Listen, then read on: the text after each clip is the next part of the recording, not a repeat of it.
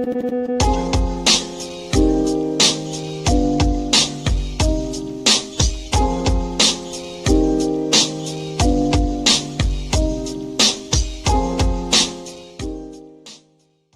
249 years old, and we're moving things along. So let's keep this thing under a minute, shall we? It can be done.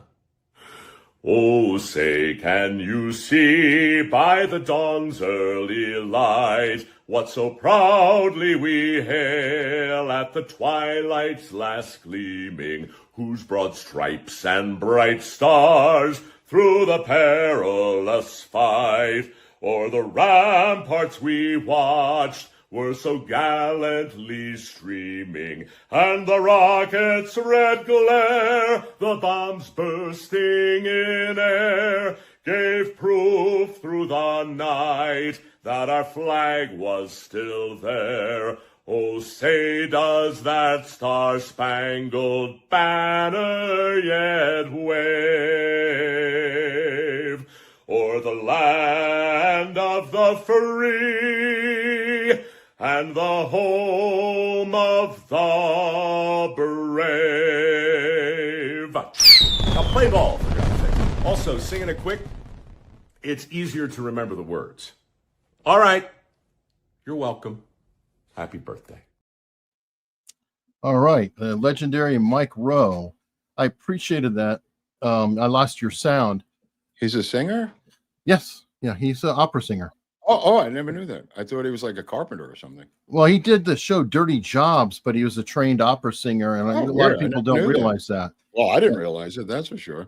I loved his take on it, though, where he's like, you're supposed to do the song. It's based on a shanty or a pub tune from all the way back. Mm-hmm. It's not meant to be a performance, as he put it, and it shouldn't be. And he said, like some of these clock in at 2 minutes, 40 seconds. He's like, it should be under a minute. Get it done. Oh, that was his point, that it's got to be quick. Yeah. Well, just straightforward to the point. It's meant for everybody to sing together. You don't have to be the best singer in the world. It's not about, there's been some crazy ones. So many crazy versions of it, over the years. Remember, I remember Jose Feliciano singing it. That was a crazy one. And then random people of color disparaging it, and other psychos. And then Roseanne, famously. Roseanne, another one. Yeah, but that was left wing Roseanne. Yes. I don't think she would do that again today. No, she wouldn't. Yeah. I think that's one time she's probably actually a little embarrassed. Yeah, no, that's why I'm saying that. She's probably not happy about that, But that was the most famous or notorious rendition for the longest time. So, all right, to start off this wonderful holiday, we celebrate the important win. The champion, Joey Chestnut, is back. And he did Trump say something about it? No, Trump didn't. No, they always have the stupid video. Oh, right. Anyway, he smashed the competition. Nobody is even close. And I don't know if you remember last year, Joey Chestnut and the Japanese guy were both banned from the hot dog eating contest. Oh, right. And so Netflix is like, hey, we're going to go ahead and do our own. Interestingly, Joey Chestnut's back at the hot dog eating contest. And PETA this year said they were going to again attempt. I guess they did it a few years back, trying to bust it open because they're eating actual dogs that they caught on the street, as PETA knows. These are actual stray dogs that Joey Chestnut is eating. Let me tell you something. Those dogs, because I grew up eating those dogs right there. That's where I grew up. Right there, eating those freaking dogs. I love those hot dogs. I haven't had them in years. You could buy it in the store, but it's just not the same. I know I bought them the stuff in the store. I didn't like them. I thought they were disgusting. They're not disgusting. They're just not as good and grilled like they are there at Nathan's on the in Coney Island. But I grew up right there, so I used to have them. We just took it for granted that we'd have them forever, and sadly now it's just the ones in the package in the store. Times. Well, if you go behind there, is the bumper cars and the Cyclone and Steeplechase and really a place where I grew up, and I had a friend, Gary Grossberg, who ran the bumper cars, and we would just go for hours. He would just let us on there for hours, and we would attempt to crush the fingers of tourists who were hanging their arms over the side of the bumper cars. We got pretty good with the bumper cars, yeah, and we got pretty good. We crushed a few hands, you know. Oh my God, It's dark, but we were like 13. You know, I mean, what are you going to do? You know, you're such a deviant. we Yeah, were absolutely. deviants. We not like Peter Leitner, who went down to Flatbush Avenue on July 4th and cut, I think, 11 parking meter heads with a hacksaw off the parking meters, took him back to his room, smashed him open with a sledgehammer, and then we all went to Sid's Luncheonette on Plum First Street, where he bought us all sodas and pretzels and everything else with the coins. And whatever happened with him? Rikers Island. Oh, not before he set his own bedroom on fire, and all the buildings in the co-op group, you know, there's 3 buildings there with a lot of apartments. Everyone was outside watching the fire department put out this like 6th or 5th floor fire from the street, and he just said proudly, I did that. You know, whispering to us, you know, like bragging. And they put it out. I mean, it didn't kill anybody, but he was obviously a pyromaniac as well as a thief of parking meters. Obviously. All right, But well, his name Leitner was his real name. So I mean, it was a great name for a firebug, Peter Leitner. If he's still alive, I'm sorry, Peter. Wow. All right. Sometimes it's good to get a perspective from people in another country on what we have in our own country. So this is an Aussie comic in a little 1-minute clip, which I think is pretty cool. Come on. I love Independence Day because your country broke away from England and got freedom. Australia never did that, right? We're Britain's little that's what we are. You guys, you tipped the tea in the ocean. I think that's what it was. You tipped tea in the ocean and you were like... So England didn't like that. They put their red coats on, which is still the most arrogant military uniform in the history of combat. The least camouflage outfit there was. When Paul Revere was like, the English are coming, everyone was like, no shit, Paul, we can see from a mile away. Anyway, long story short, no one thought you'd win. You had 16 guns, 4 pitchforks, and Mel Gibson, and you won. That's funny. And that's why I love this country. Yeah, you stick it to England. We still drink hot tea in Australia. You don't get hot tea anywhere in America. You're done with tea forever. The only time you drink tea is to annoy England. You're like, tea? How do we drink it? Cold, with a pound of sugar in a can that says Arizona. How you like that? That's funny. That was funny. I thought that was perfect sentiment. Why didn't they fight the British? They were so far away. I don't understand why they didn't do what we did. They were convicts. They were rowdies. You know, they were not, you know, pussies. And yet England is so far away, they never could have taken them. Well, somebody pointed that out about how they fold over to authority and everything else. You know what? Thomas Jane told me that too. He was there during COVID, and they buckled to every single whim of the government. They didn't contest anything. He was shocked. He thought they were rowdies. Institutionalized. Yeah. As a culture. Yeah. Wow. Like, remember Shawshank Redemption? Yeah. When the guy came out and he was bagging the groceries and all that, and then he took himself out, scraping Albert was here or what? Yeah. Because he was so institutionalized. Right. So he couldn't function. He wasn't comfortable with freedom. Right. And maybe there's a little bit of that in there. And then they have the other half who were the guards. Yeah. There was a point during COVID when they banned them from getting 6 beers a day. They just said, because they kept going in and out of their apartments or houses to go to the store for beer. And the government said, limit 6 per customer every day. And they said, okay. Wow. They just said, okay. And I was going like, this is insane. Yeah, it is. I mean, but, you know, we have a lot of rights that people don't realize. Now, before Mark and I went on, we were just talking briefly.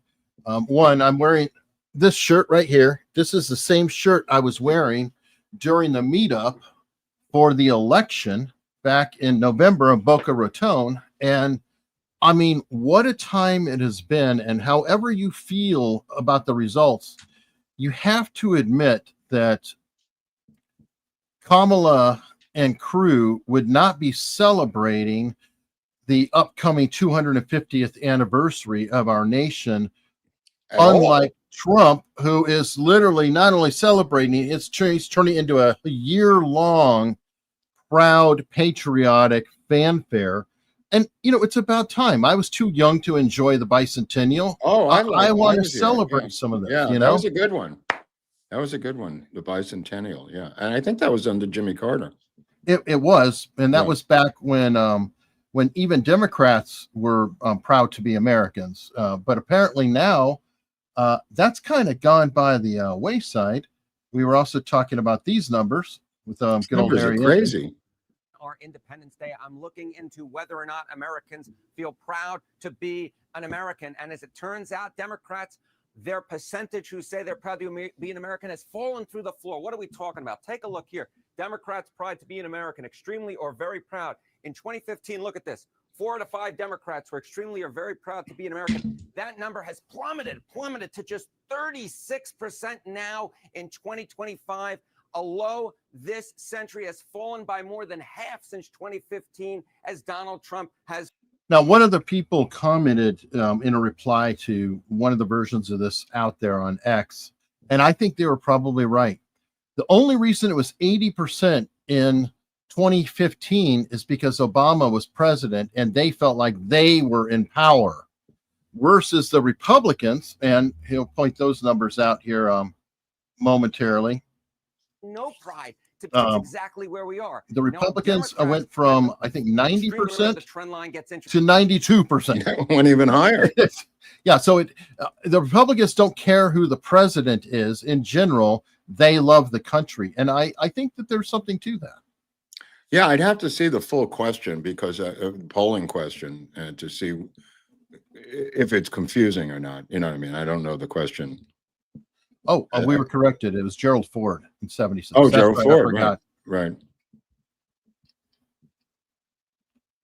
All right. Soon to be someone else. Right. The election was 76. Yeah. Okay. Good point. I didn't even realize that. But anyway, it is a happy holiday. I am really stoked about it. I'm actually looking forward to after the show tonight. We have Fort Monroe near where I live, and they are holding a fireworks and drone show tonight at the same time. So I'm going to fly my drone over to try to catch the. What do the drones do in the drone show? They fly around in the fireworks, or? I don't know how they're going to do it with the fireworks. They'll probably have the fireworks in one area and the drone show in the other. I saw a drone show last year, and it was for the 4th of July, and it was really cool.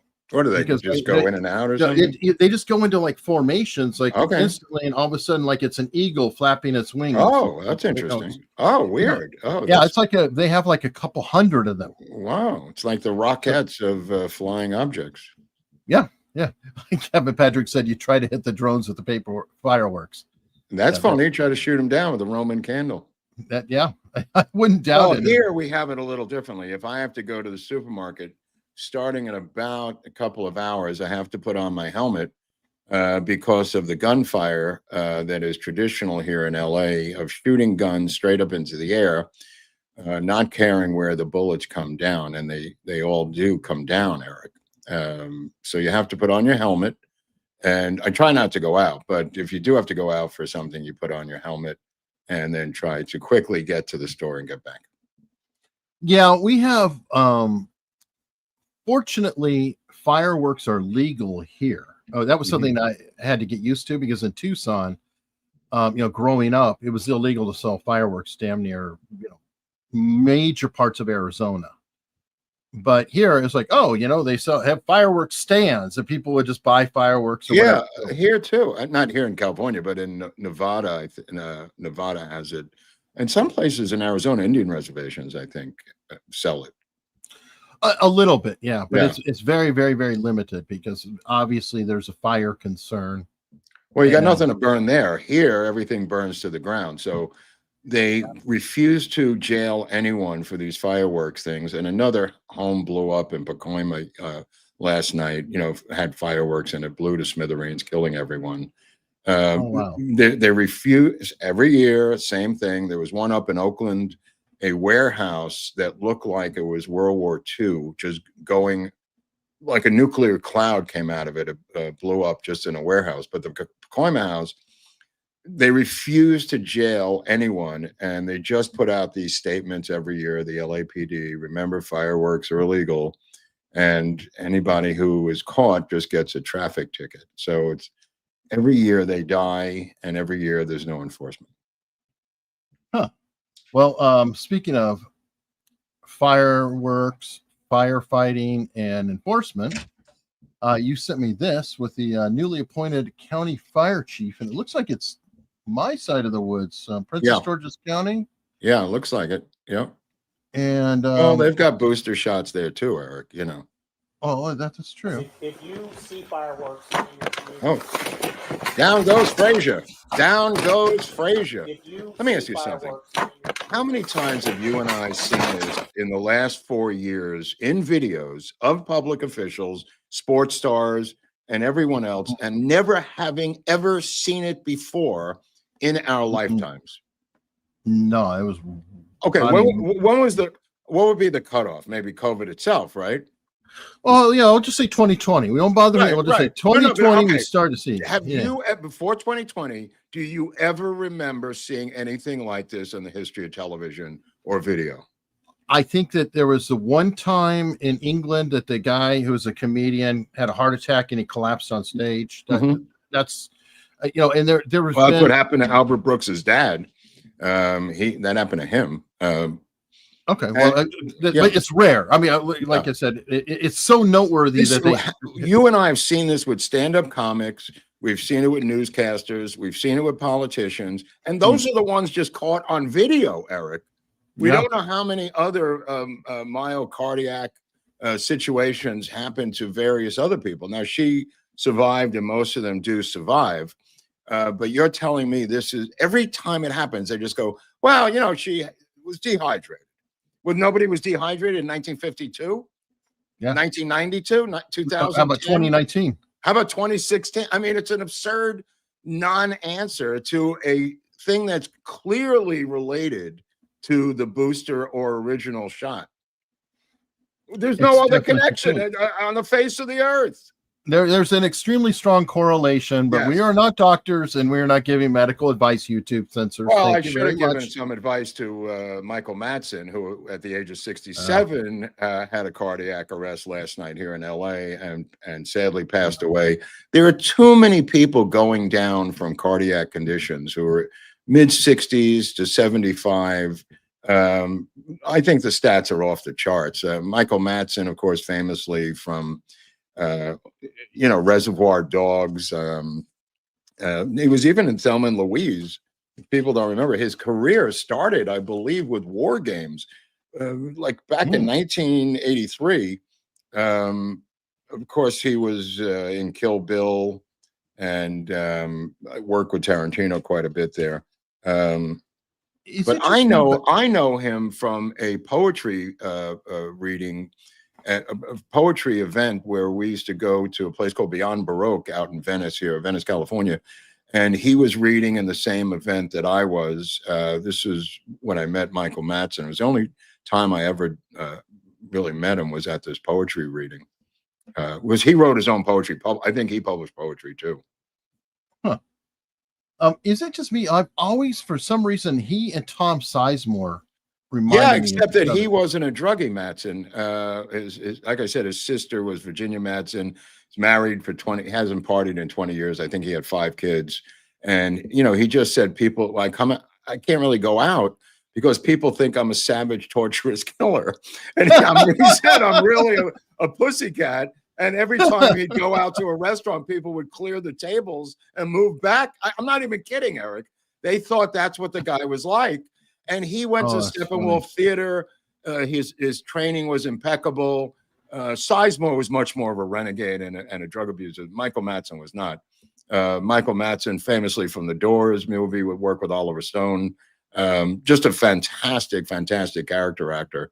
And sorry to see him. Great poet, published poetry. I remember being in an event with him when we were both reading at this place in Venice, and kind of a beat poet kind of a thing. If that people know what that is.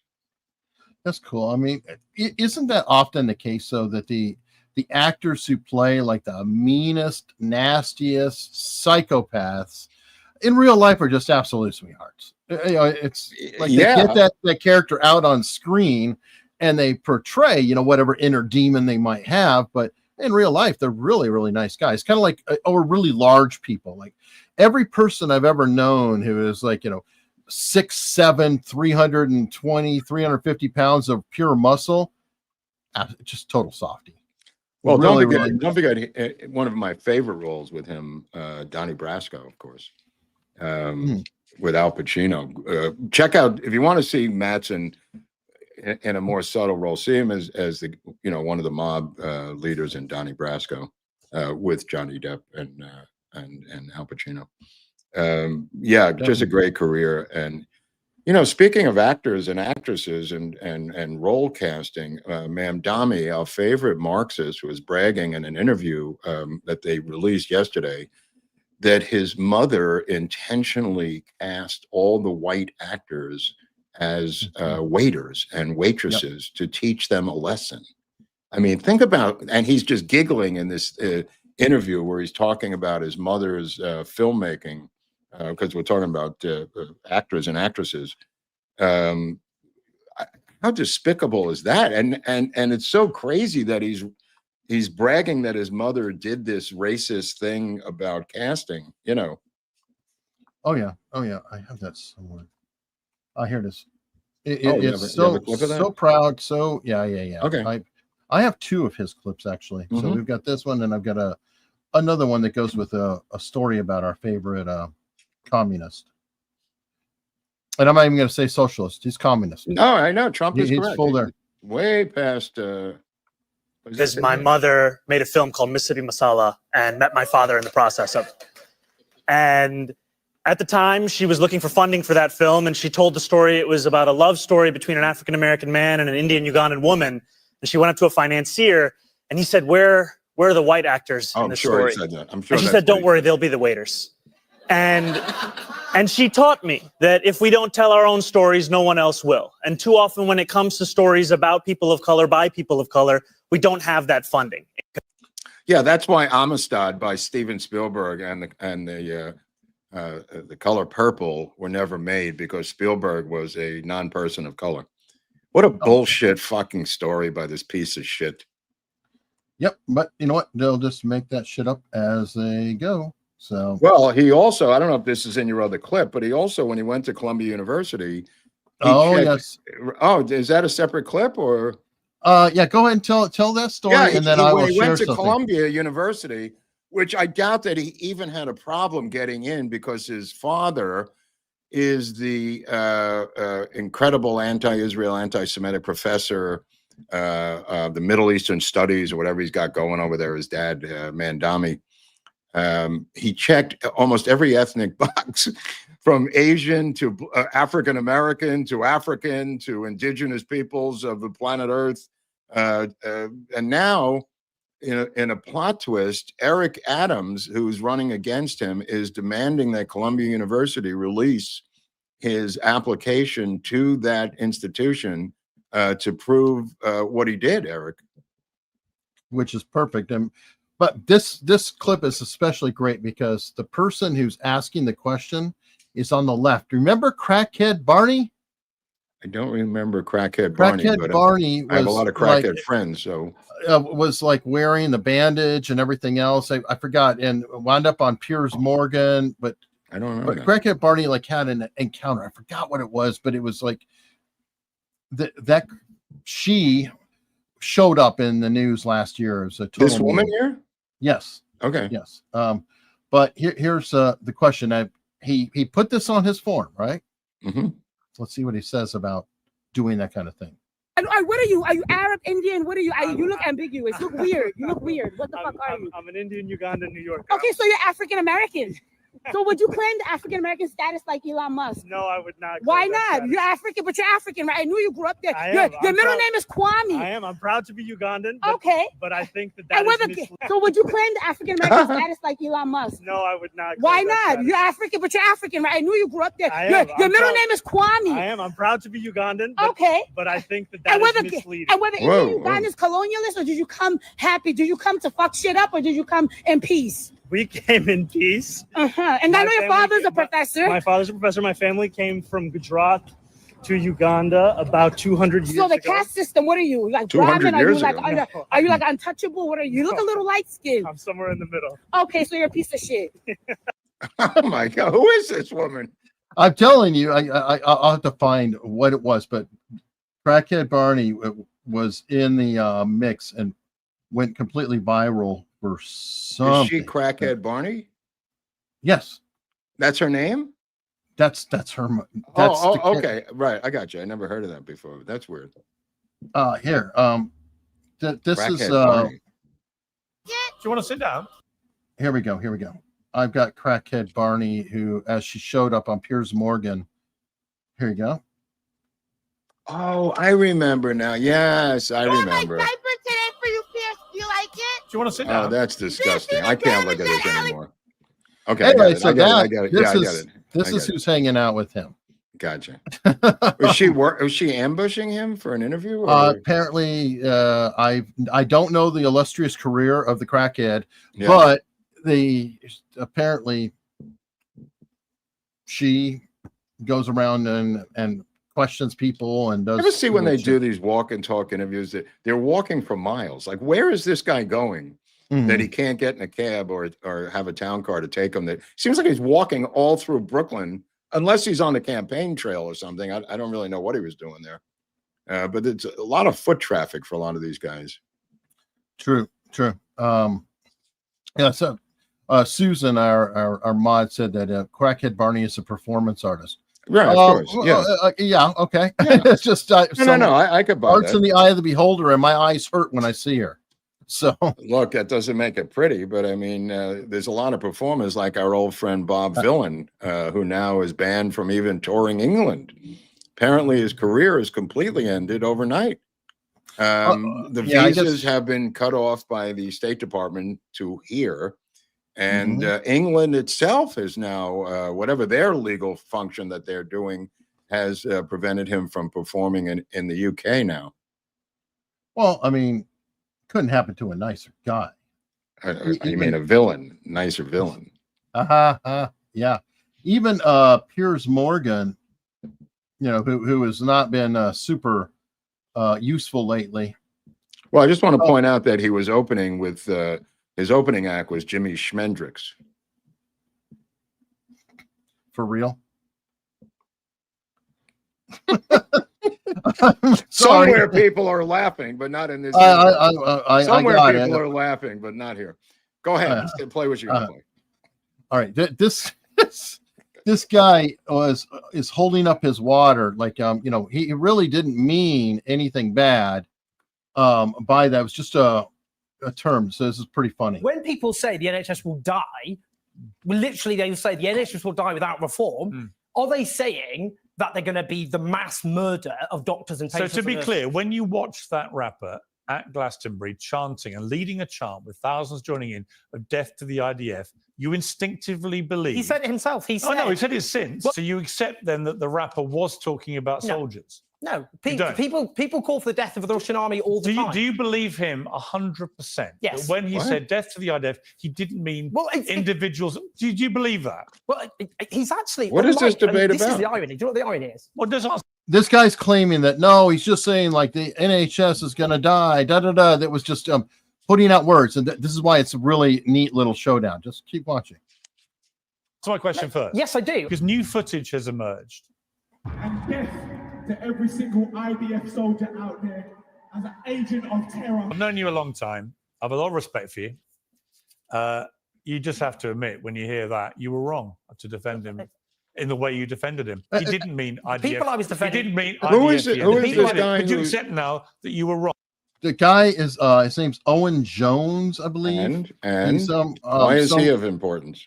He's like a big British presenter, what have Gotcha. you. Gotcha. But I'm saying he's a good representative example Right. of somebody trying to carry water for this Oh, guy. I see what you're. And then right, he's right. just sitting there stammering like, you know, when he was completely. Well, keep in mind, every single Israeli has to, at some point in their life, be IDF.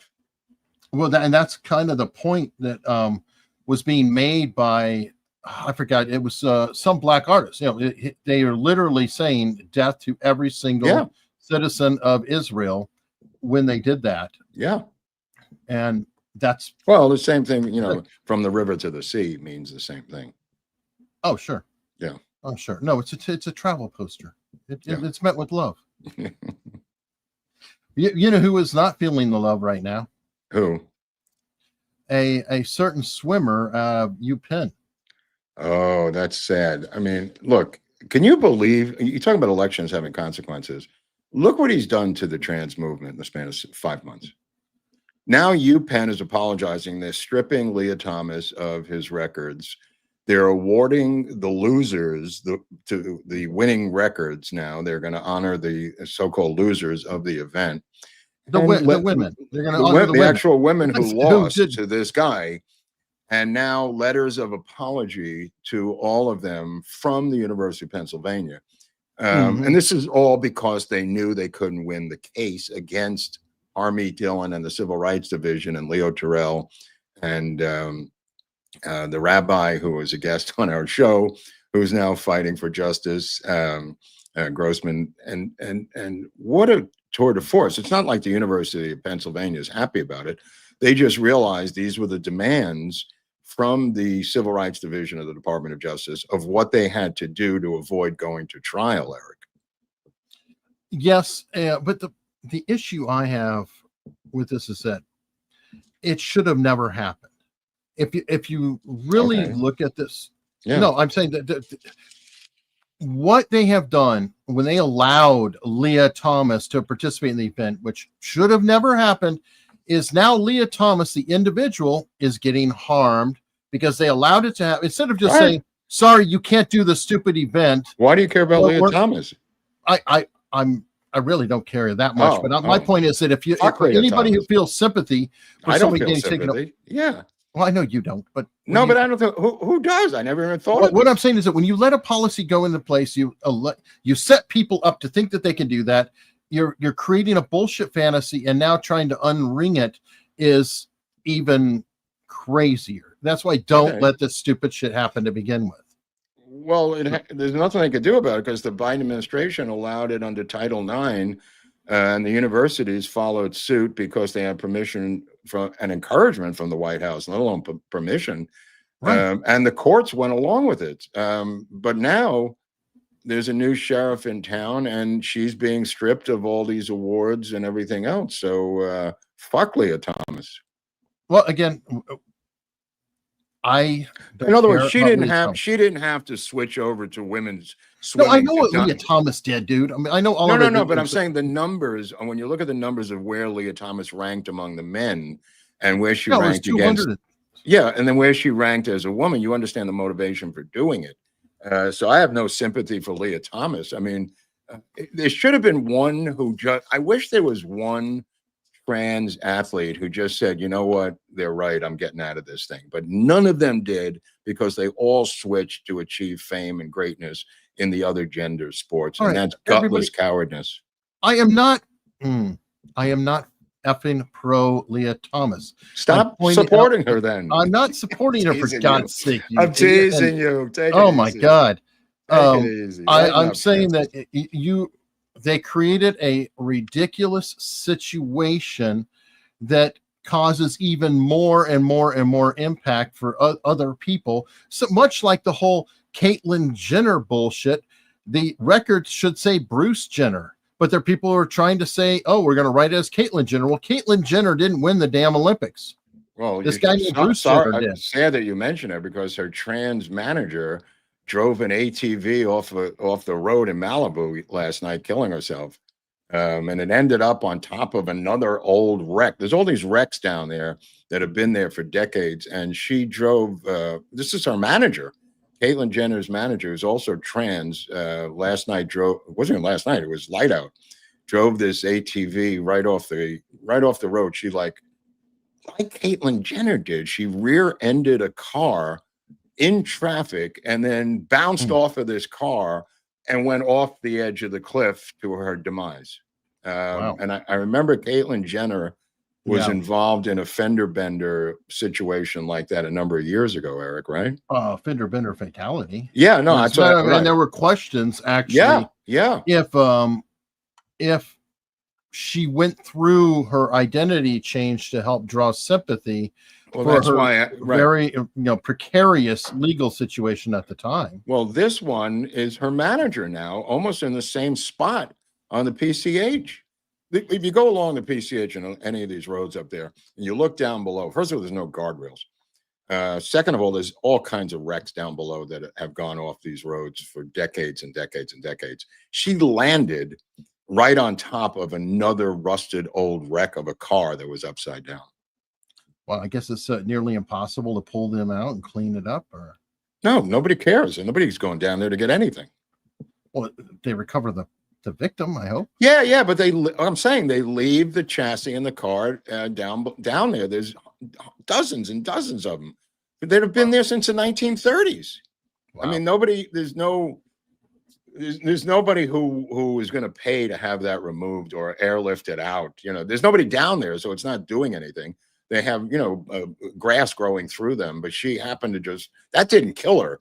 I mean, she would have died anyway. It wasn't the other car that killed her. She would have died anyway from the height of the fall. Okay. But the fact that they drive these ATVs around as if they're regular cars, the safety is highly questionable, Eric.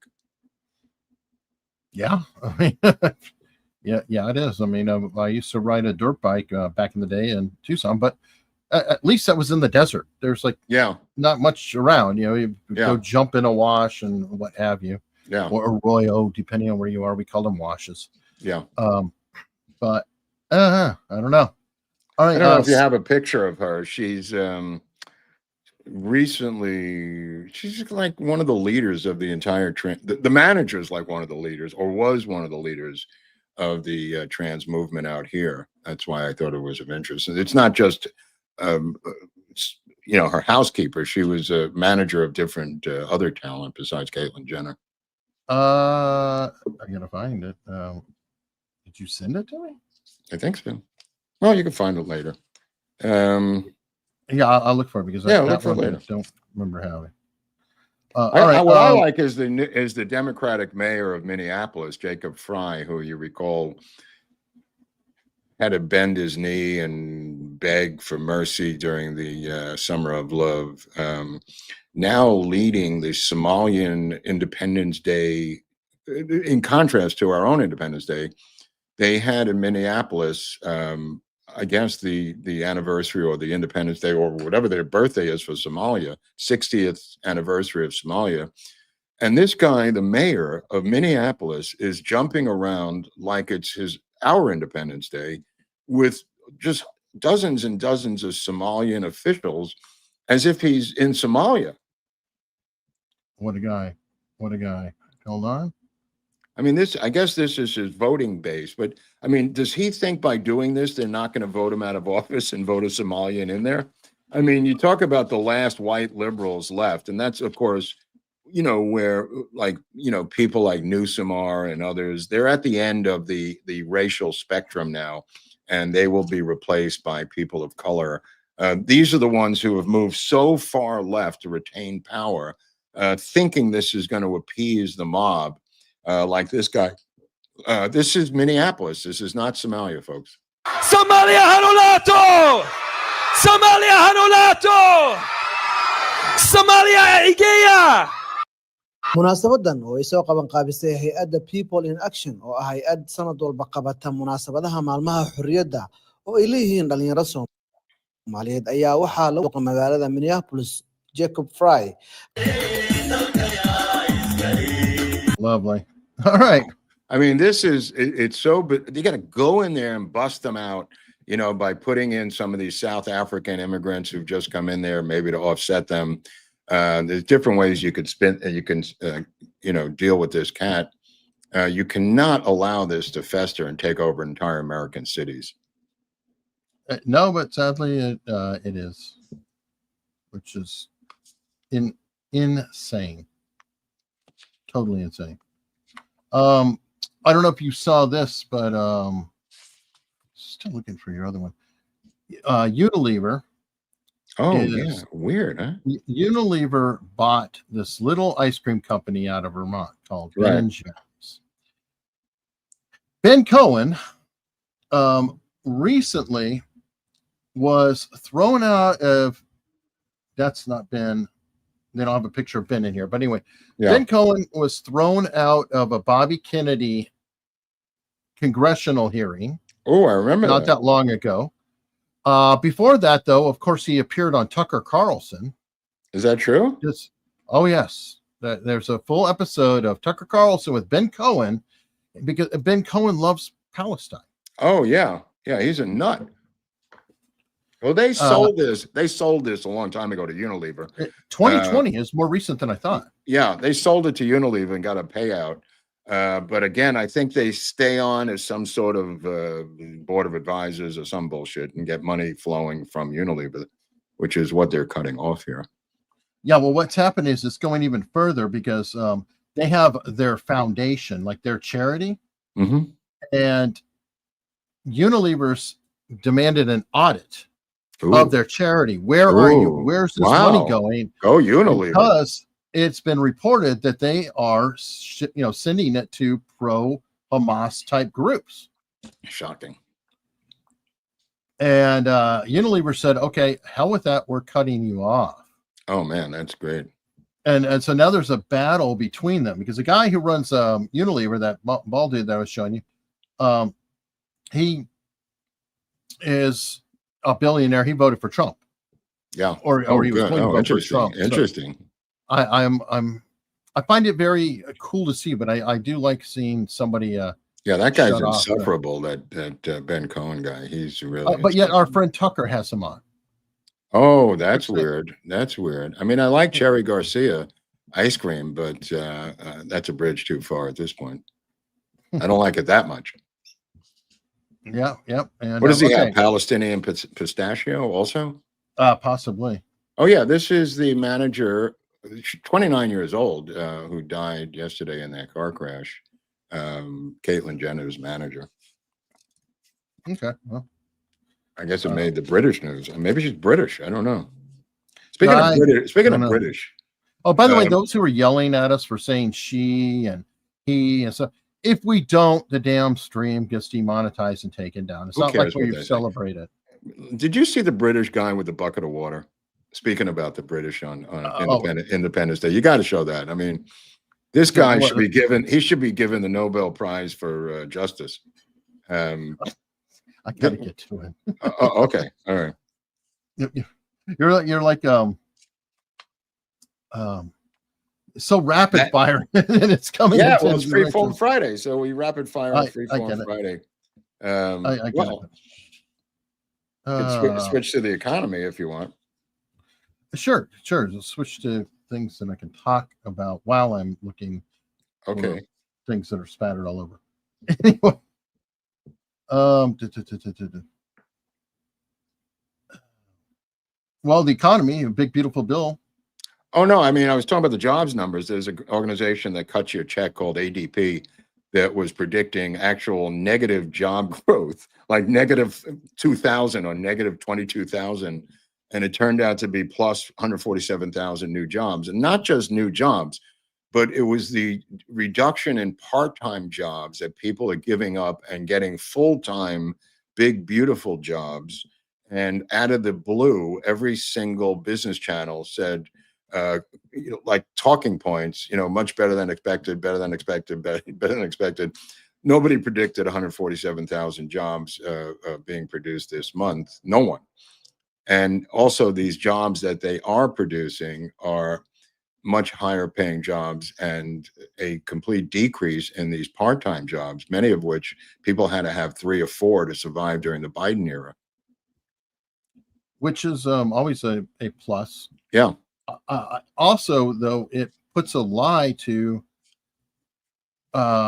He declared, what was it? The term he used when the tariffs went down. It wasn't Independence Day. It was something else. Are you talking about Trump or? Yeah, when he did tariffs, but we're not seeing the results of the tariffs. Yeah, remember, the eggs are $2.99 now. And nobody's mentioning that in my store on the corner. I mean, the whole thing has gone away.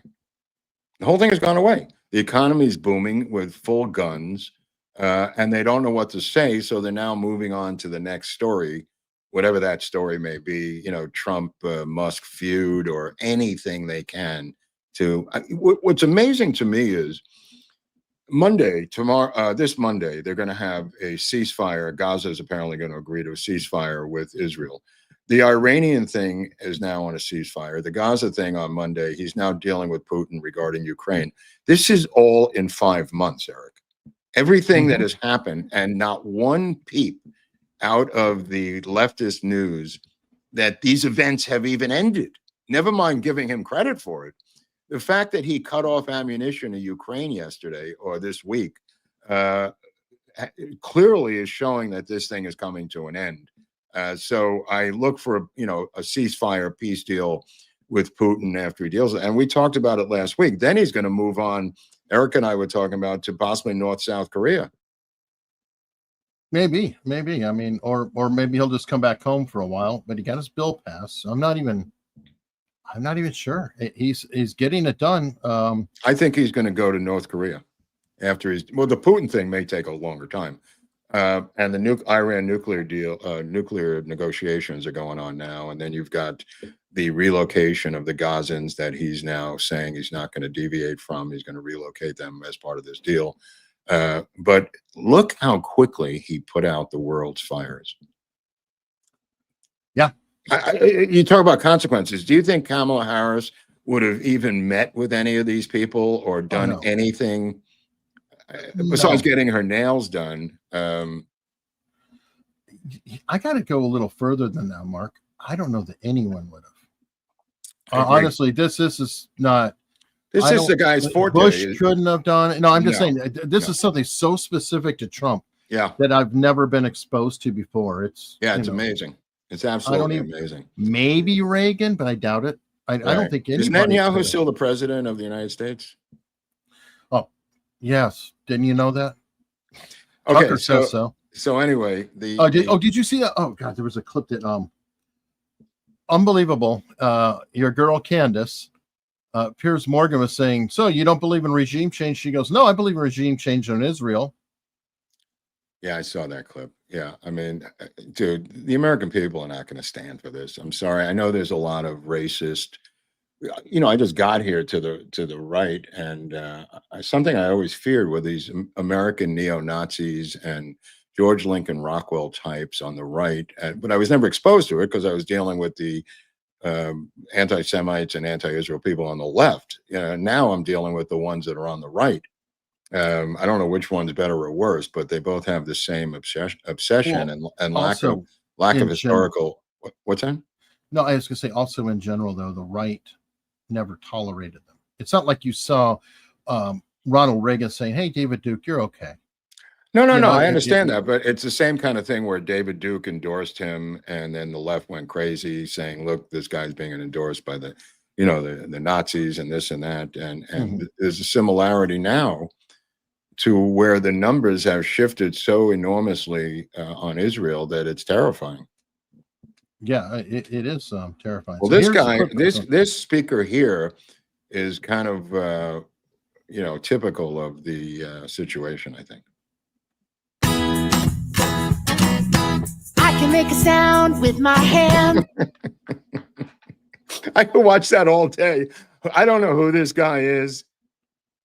Just brilliant. Absolutely brilliant. I wish more people would do this. It reminds me of Aaron Kay, the pie man, who famously in the 70s and into the 80s would smash pies into politicians' faces, and they really just were shaving cream because he felt it was easier it would adhere to your face. So they weren't really pies after a while. But Aaron Kay was the pie man who punctured the pomposity of many a politician by doing something similar to that. Well, it happened after him. Bill Gates famously got a pie in his face. Remember that a few years No, back? I'm saying tons of people have. Tons of people have. And I think we ought to bring it back. And was it Aaron Kay doing it? I don't know about that footage. I don't know if it was Aaron Kay. This is the most recent example I can think of, and it was anyway, 1999.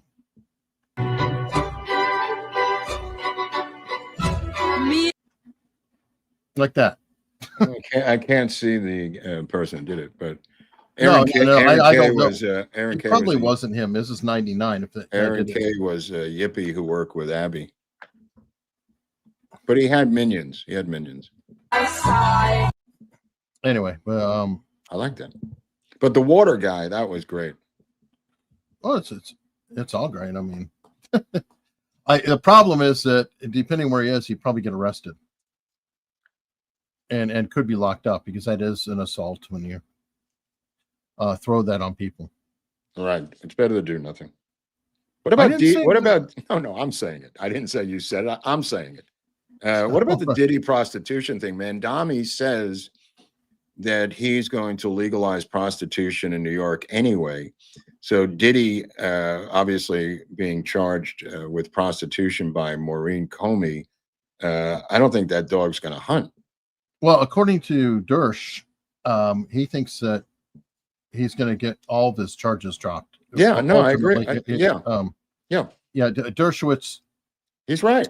Said essentially they made an egregious prosecution blunder because I can't believe they went after him with the Mann Act.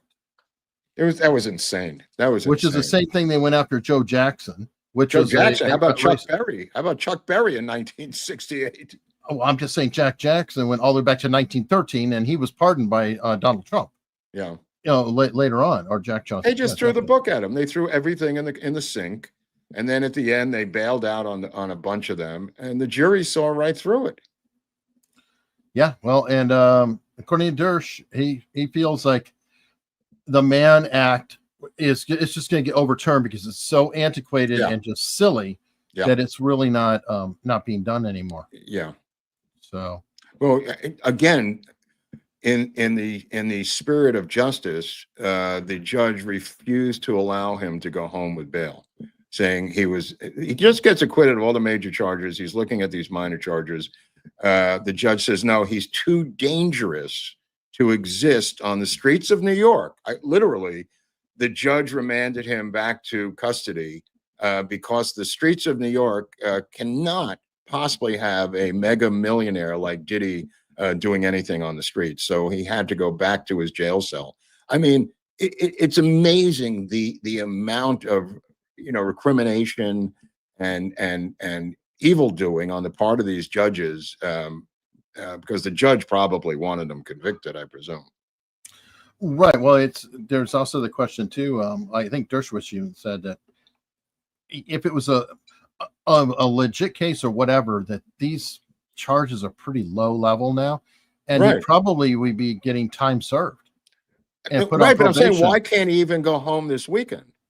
It makes me think the judge definitely. Right, of course. I mean, there are people. So he'll probably get 10 years, and he'll have to probably wait for appeal. There was a woman in Brighton. It was Brighton Beach. It was a elevated rail, and these. I sent you a link to this article about the vigilantes who gave this gigantic guy a beatdown. He assaulted this woman in broad daylight in Brooklyn. It looked like Coney Island. And they're trying to kidnap her, it looked like, or something. Yeah, and a group of guys who didn't even know each other beat the living shit out of the guy, and the girl had to go to the hospital. She was scarred and scratched and bruised ribs and everything else. Huge black dude, and it was a vigilante group, and not that had anything to do with the case. The police showed up, arrested the guy. They took him to jail. He was immediately released the same day. Same day. Just tried to kidnap, assaulted a woman, released with a bench ticket to come back at some later day. There you go. But here's Diddy in contrast, who is still in custody in Brooklyn in the prison there. Well, I mean, you have a similar situation. Not exactly, but not that I love Diddy. Don't get me wrong. No, I think he's an asshole. And yeah. Anyway, you know about Brian Kohlberger? Just did a guilty plea. And he's in life without parole for a sentence. Well, there was an individual who apparently killed 4 people in a car accident in California. Same sentence. So it's like a car. Now, granted, he's drunk and it's just crime and all that. But you're going to say that Kohlberger, who, and I can't say he's a murderer, he just pled it. So there's no worries on that. No. Slaughtered 4 people with malice aforethought, everything else, versus a drunk driver who killed people. Which again, I'm not saying they shouldn't serve time, but they are. Well, not only that, Eric, there are people who have been executed in Idaho in that same system for far lesser egregious murders and crimes in the same system in Idaho. The same death penalty has been administered to people who committed far less egregious crimes than this guy. And well, for his some was reason, so bad they even voted to bring back the firing squad.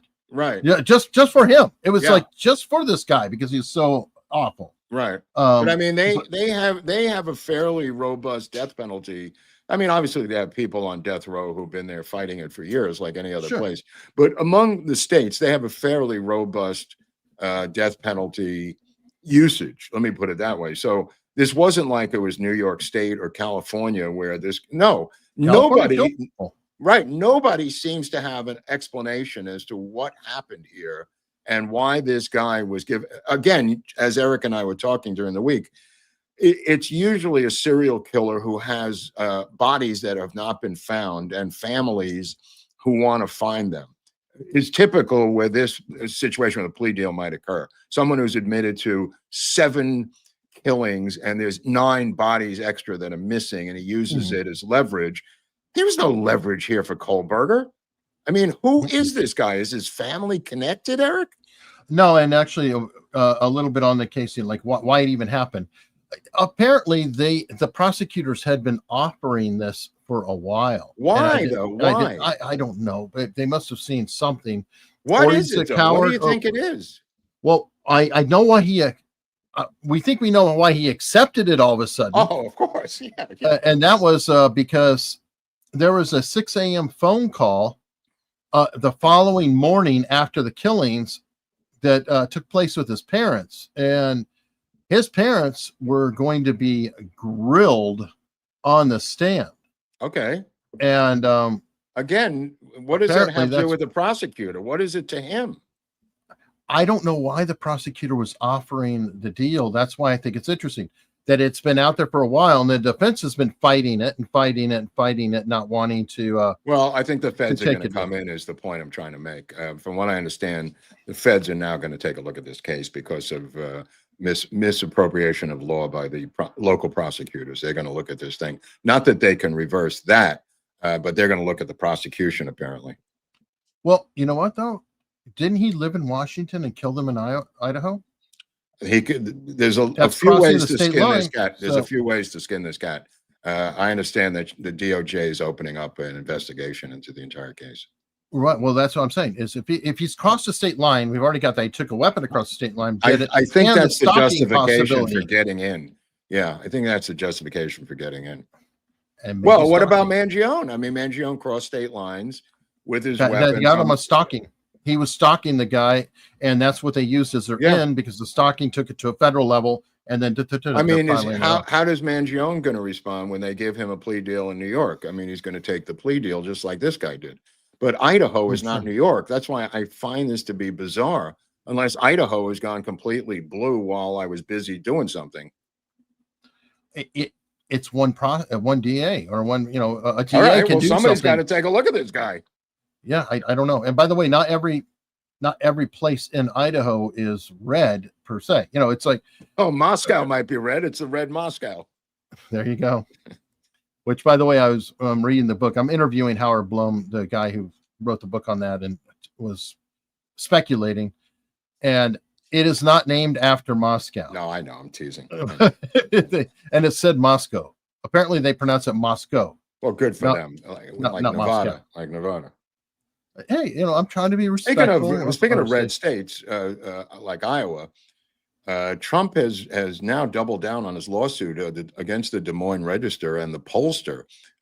He was going to let this drop, but apparently they found something out, and now he's pursuing it vigorously for election interference, Eric. Really? What did you find out? I don't know what he found out, but apparently enough evidence to justify that they were manipulating and coordinating between the pollster and the paper to put out this phony poll, and with intent for election interference. It may have been, text messages or emails. Yeah, here it is.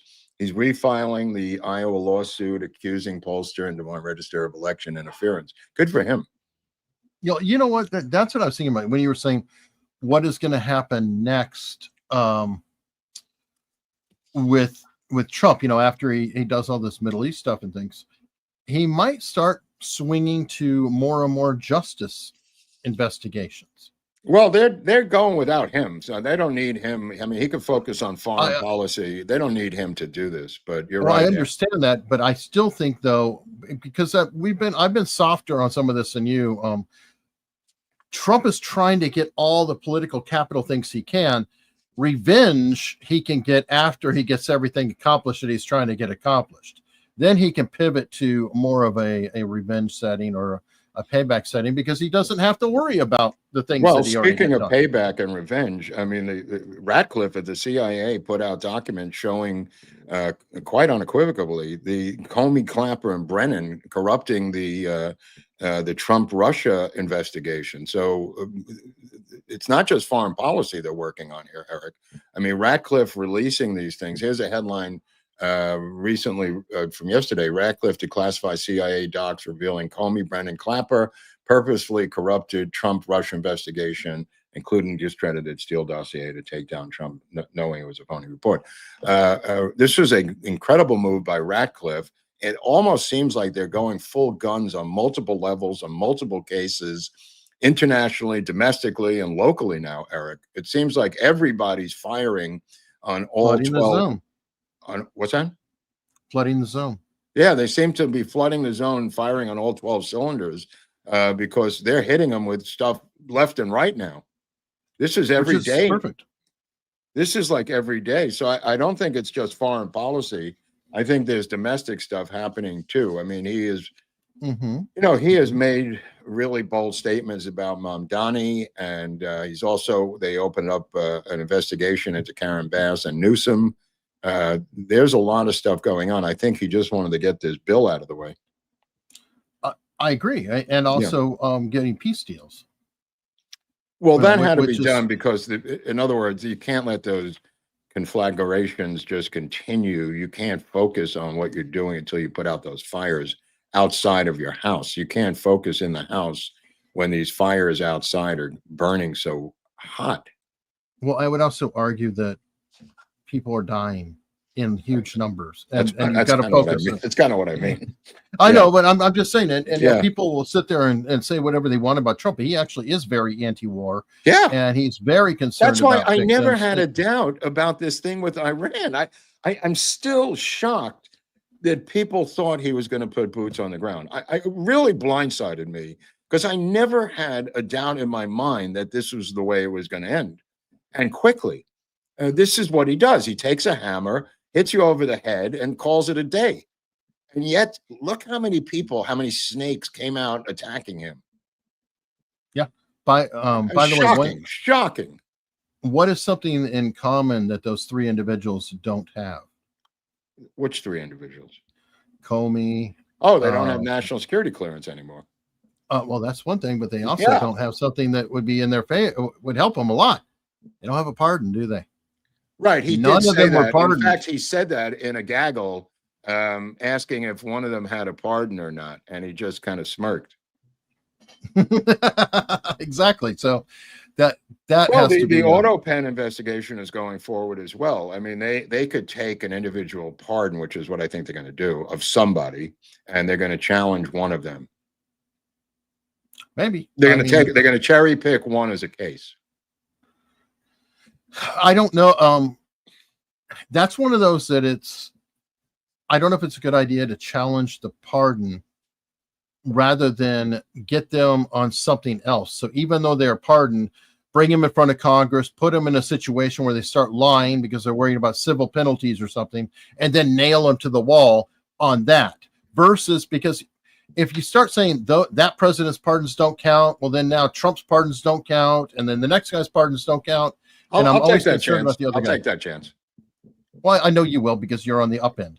But I'll take that chance. I love you to death, but you lack foresight sometimes, I feel. There is no foresight in a Marxist revolution. There is no foresight necessary, bro. It's not an even playing field. You perceive it to be a football game with two teams equal going up and down the field.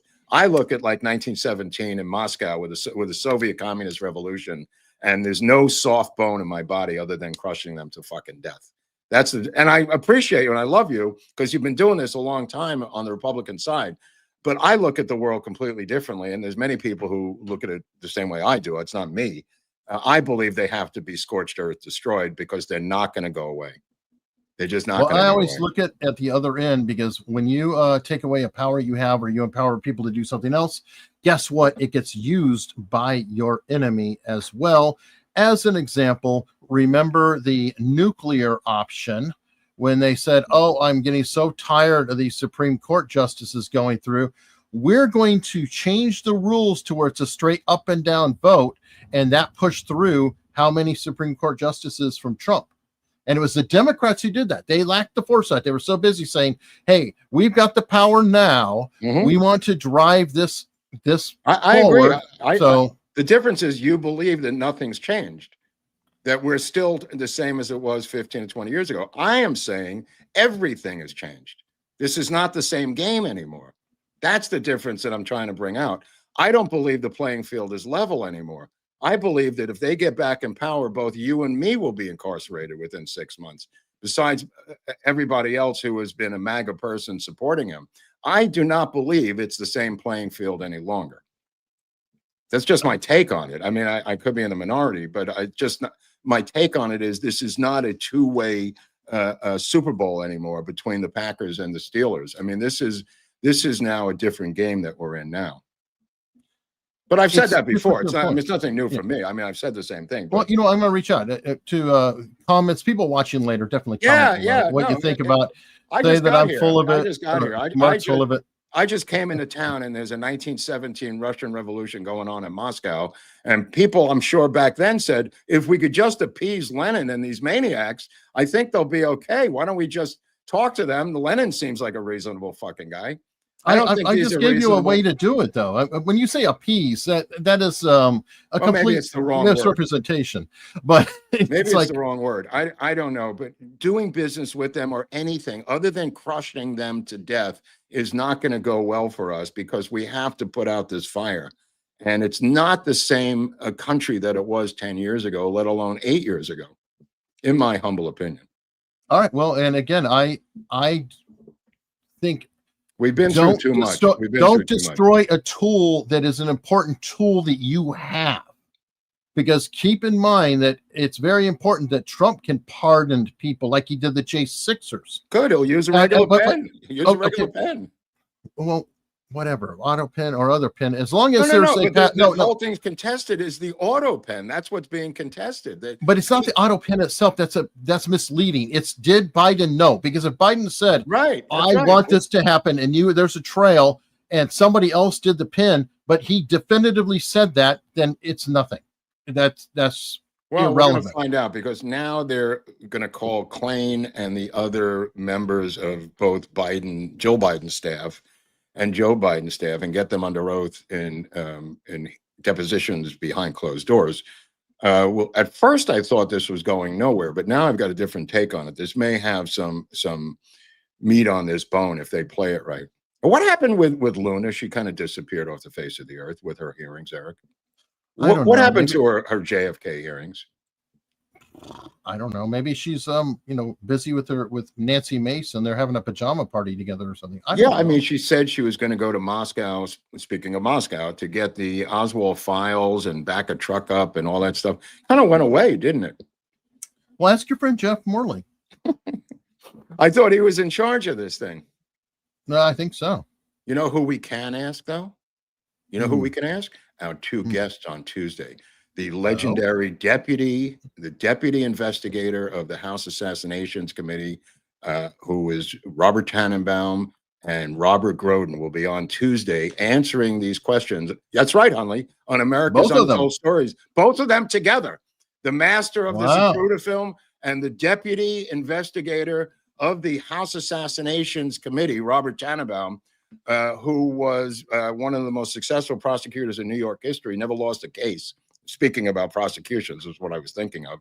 Tannenbaum famously, and we'll get into it on Tuesday, interviewed all of the major players in the case, including David Atlee Phillips, which we will talk about on Tuesday, how Atlee Phillips literally ran out of his office, taking the document with him. And then Groden has written the intro to Tannenbaum's new book on the assassination, which is why Tannenbaum's coming on. I've never met him. He's a Brooklyn Jew, loved to play basketball. That should be calm. Yeah, that should be really fun. Calm conversation, just mellow. Well, he also became the two-term mayor of Beverly Hills, California, that most people don't know. So there's a lot on that bone, and Groden's going to be here. And apparently was selling tickets now. I got a contact from the Dallas people that tickets are now selling strongly, Eric. Well, and by the way, that did lead in perfectly, because both of them, not on this poster, it's another poster, but this poster has a QR code that you can actually scan. Right. But Bob Groden and Bob or Robert Tannenbaum will both be Tannenbaum's involved with the be JFK Lancer. Yeah, he'll be there too, Tannenbaum, with the new book. That's fascinating. And he's got some great stories of how the CIA interfered in the House Assassinations Committee. And that's why he resigned. Along with Giannini's going to finally come up, or Joannini's going to finally come up? It means nothing to him, but him and Richard Sprague resigned in protest because of the CIA interfering in the investigation. Wow. Well, folks who want to get your tickets ahead of time so you can book rooms and whatever else, use Untold 10 along with that link there. You see it in the bottom right corner. That's a QR code with Kennedy in the background. Right. Use that code. You can do it right off your phone, or if you don't want to, there's a link in the description. You can go to the description wherever you're watching this and just click, take you right there, but use Untold 10. It's very Larry Hancock's going to be there too. He's got a new book coming out, I think. Yeah, so Groden will be there with us. His wife is doing something separately on JD Tippett, Groden's wife. And then Tannenbaum. I mean, what show has Robert Tannenbaum and Robert Groden on it, Eric, in the middle of the week out of nowhere? None that I know of. And I don't think he's been interviewed in over 10 years, by the way, Tannenbaum. Well, and they both worked in the House committee, so that's they know each other from the House. They know each other because he was the photographic expert and film expert, Groden, and then he worked with Tannenbaum. And I got the book last week, and there's the intro to the book by Robert. So I immediately emailed him, and then they responded pretty quickly. So Tuesday, we'll have those two original giants of the investigation on the show. Bob's been on before, Bob Groden, but Tannenbaum has not. And this is such perfect timing because we have somebody in the chat, Timothy Emmel, who's not happy. Whatever happened to the Untold Stories? Now you're just a talk show. Well, we happened on Tuesday. We've been talking now for several minutes with two legendary figures in the JFK field. So what is this guy, a retard or something?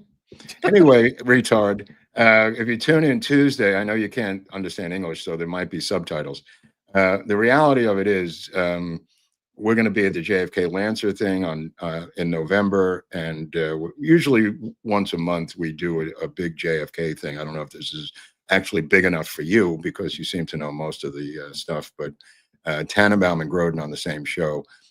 I don't think any channel's ever had that in the history of YouTube, so thanks for your support.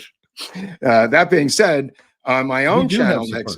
on my own Oh, channel okay. next week, I have Rich Barris coming on, and not about politics. This is about the music of Rich Barris growing up, the military background of Rich Barris, how he grew up in New Jersey, his family, rare photos, and his musical influences, and how he became Rich Barris.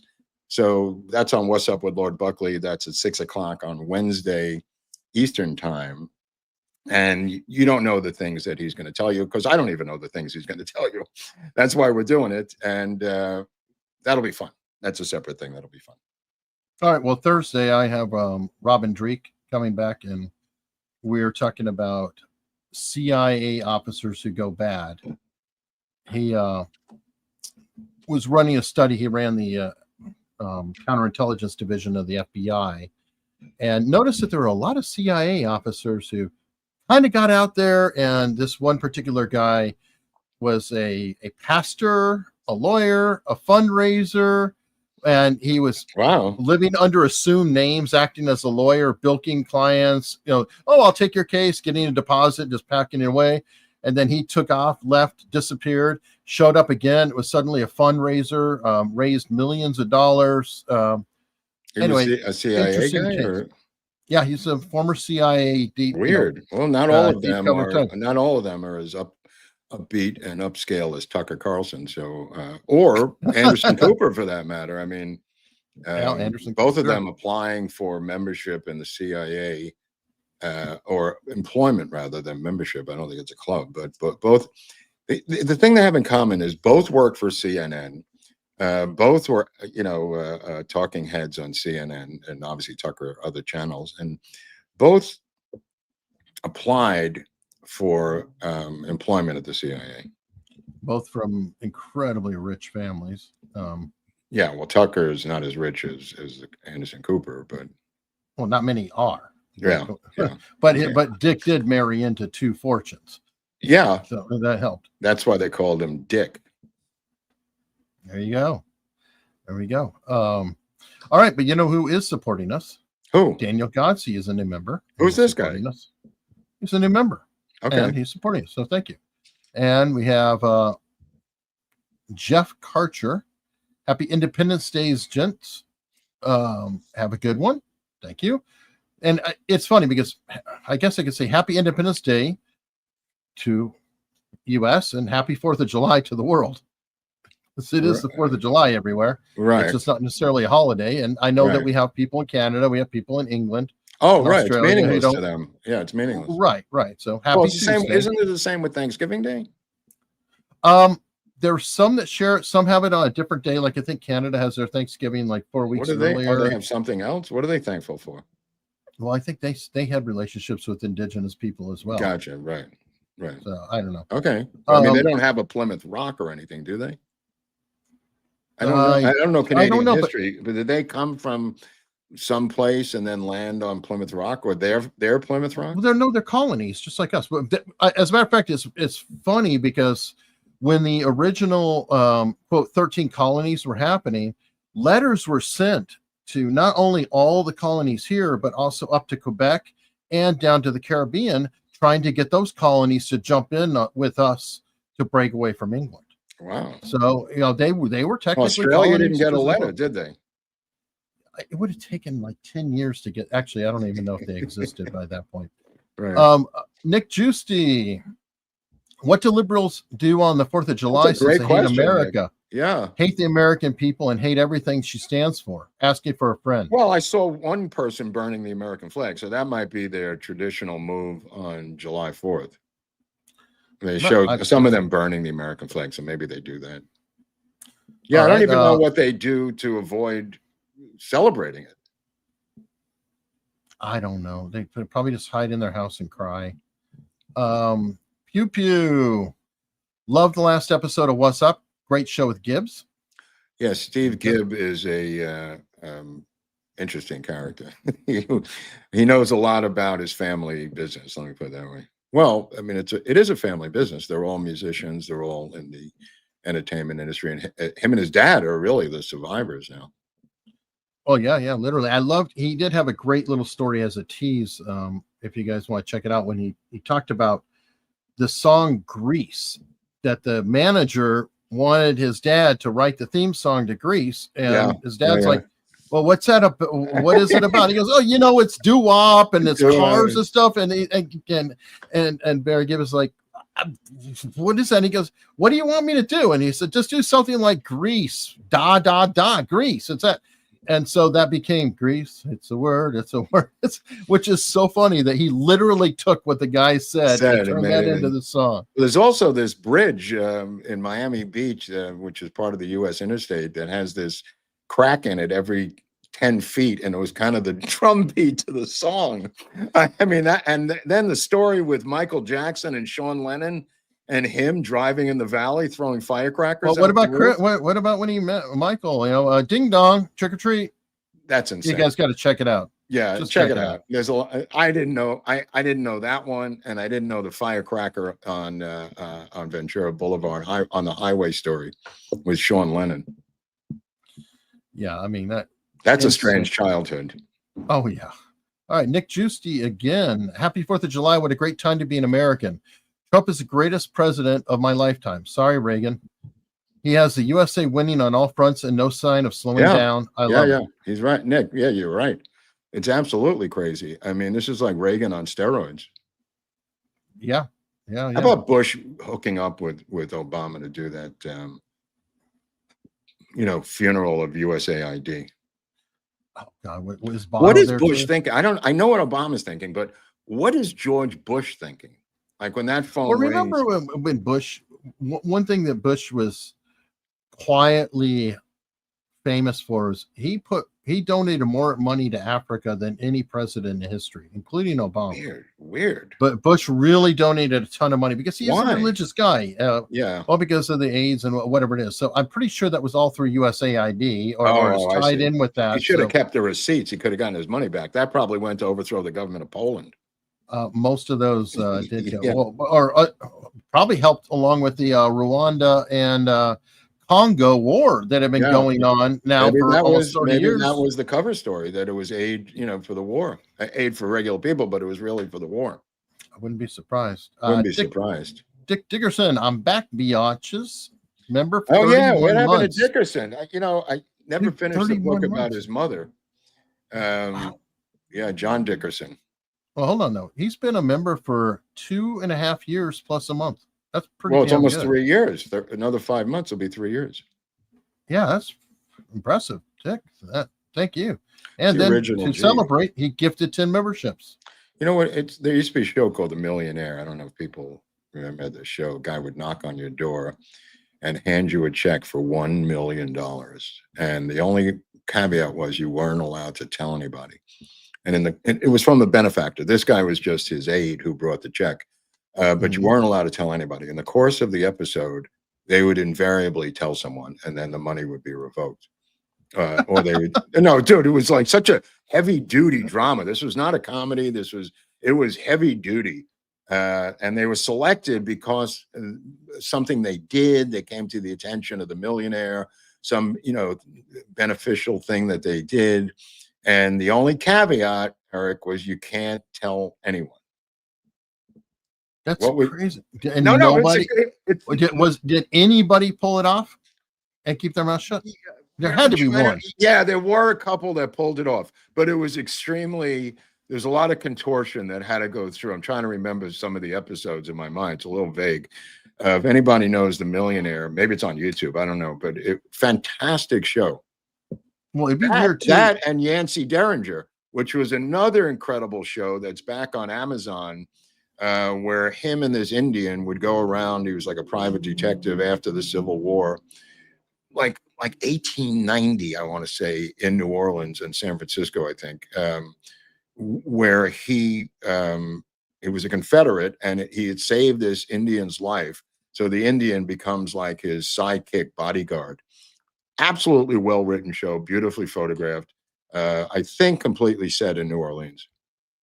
Okay, so now wait, The Millionaire was a reality show though? Nope. Or is it scripted? No, totally scripted drama. Heavy-duty drama. It's just a drama. No, that's what I'm trying to tell you. It was heavy-duty drama. The guy would knock on your door and say, "Are you Clarence Thomas the third?" And go, "Yes, sir." He goes, I am, Rick Grinnell. I'm here to represent an anonymous donor. You are to receive this check for $1 million.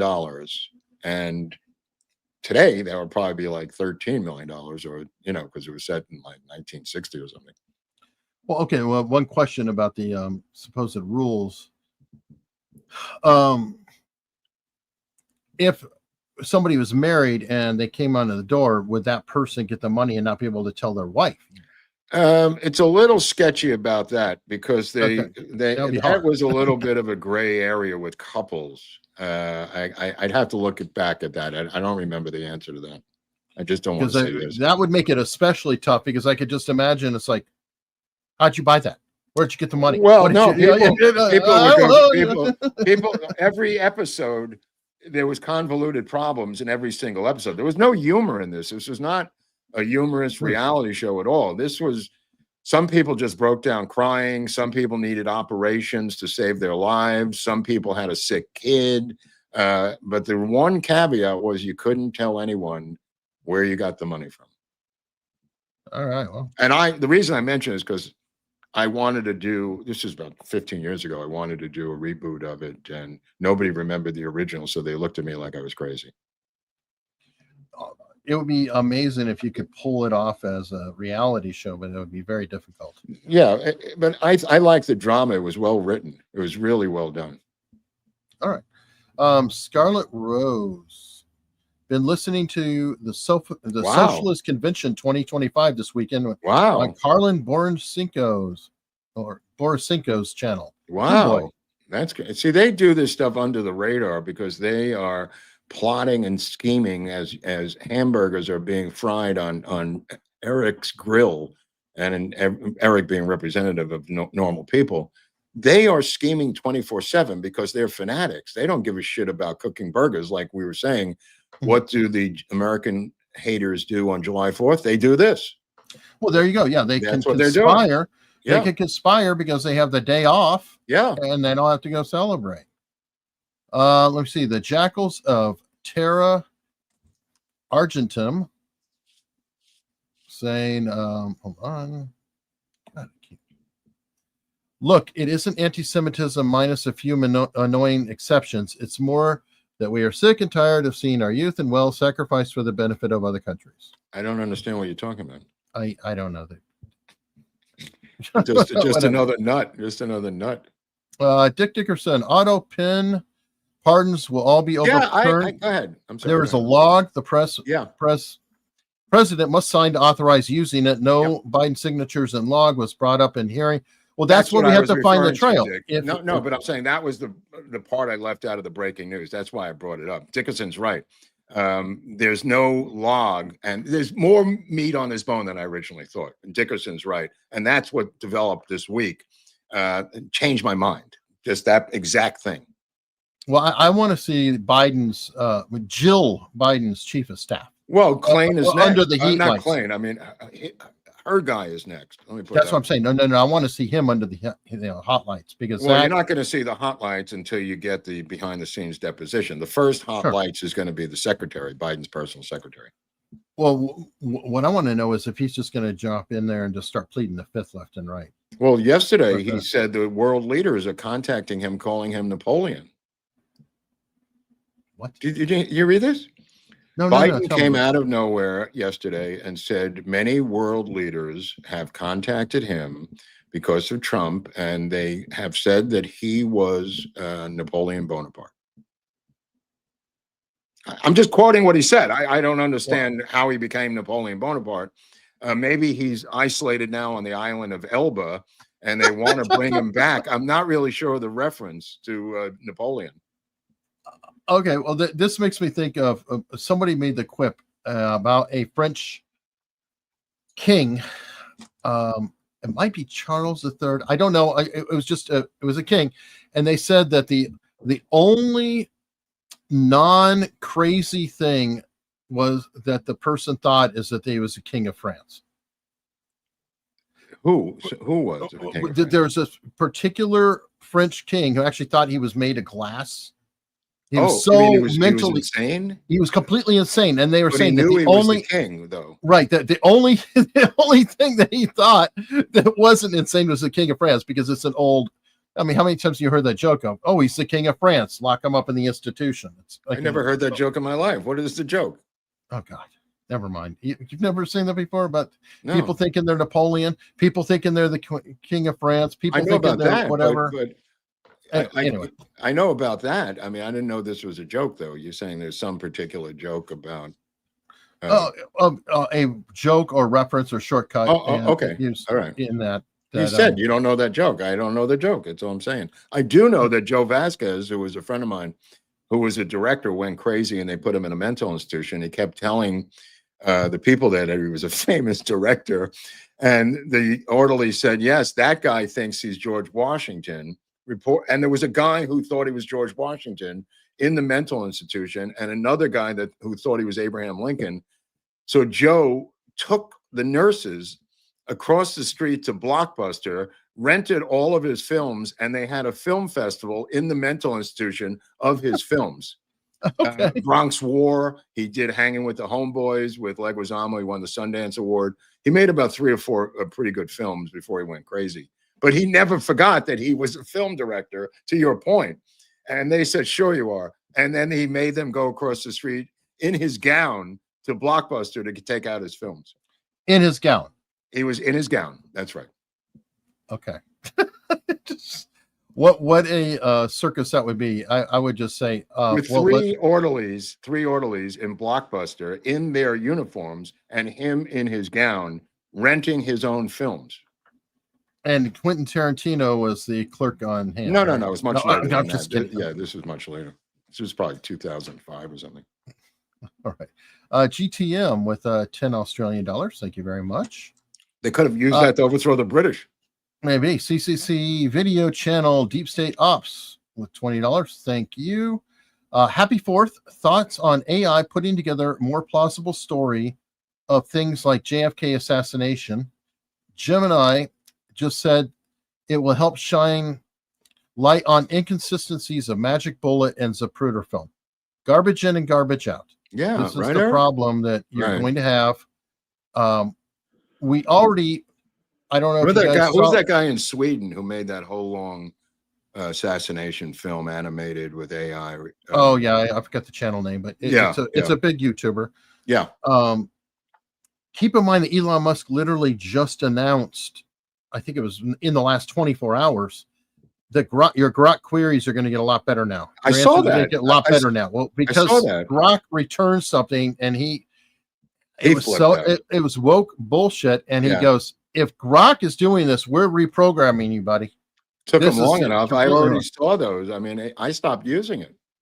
Well, dude, you can't just immediately retrain an entire system like that. It does take some time, right?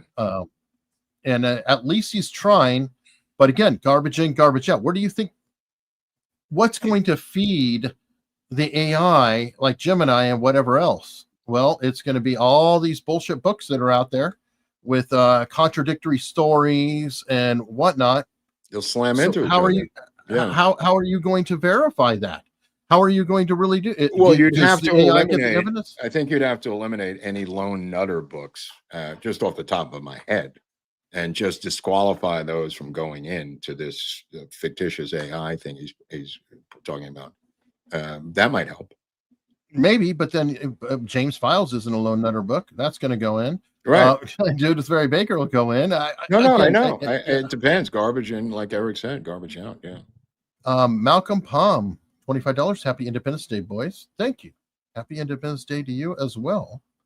And I do like the term that it's a war of independence versus a revolution, because technically what we had was not a revolution. We were saying, hey, peace out, we want to go, versus the French had a revolution. They overthrew their own government. And there is a difference between them. And they started eating themselves. Yeah. Let me see. The war of independence. Beastie Rose. Mark, your old video on What's Up, Lord Buckley, showing the physical evidence from old murder trials is great. Old murder trials? What is that? I think that was a comedy thing when you were isn't that like a monologue you were doing or something? I don't know what he's referring to. So what It's on murder your What's trials? Up channel. Murder trials? I'll have to look I at the channel again. I don't know if there's murder trials on there. Well, you have some clips from things that you've done in the past that you put up there. Pew Pew just gifted 20 America's Untold Stories membership. So thank you Well, very Robert much. Pew Pew. Tannenbaum's got some murder trials that may be of interest because he was like 597-0 in his prosecution record for Hogan, who was the ultimate district attorney of Manhattan. He was the guy who was above reproach in New York, and he was his main prosecutor. I think his record was like 399-0 or something, or 500-0. Never lost a case.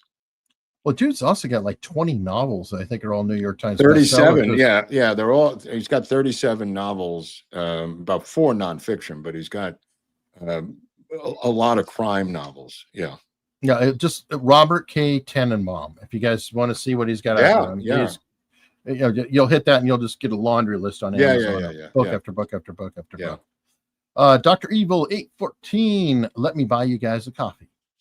Well, $10 not going to cut it. I can't even get a gallon of gas for that money out here, Dr. Evil. That is a fair point.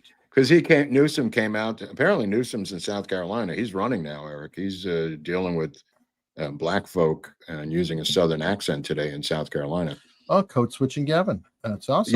Yeah, he's using it right now. And he kept saying, where is that 67-cent increase in gasoline that the Trump people made up? It's hard to see it because I look out my window and it's $6.95 for a gallon of gas. So I think it's in there somewhere. All right. Well, Dr. Evil 814, you're buying us a cup of coffee, but you know what? You can buy yourselves. Oh yeah, you could get a whole big bag of this stuff. And it is fantastic coffee. I'm drinking it every day. Yeah. Again, 2 flavors. America's Untold Story Supreme Breakfast Blend, the original flavor. It's brighter, full, or bust. And then you have the Magic Bullet Blend. It's unreal.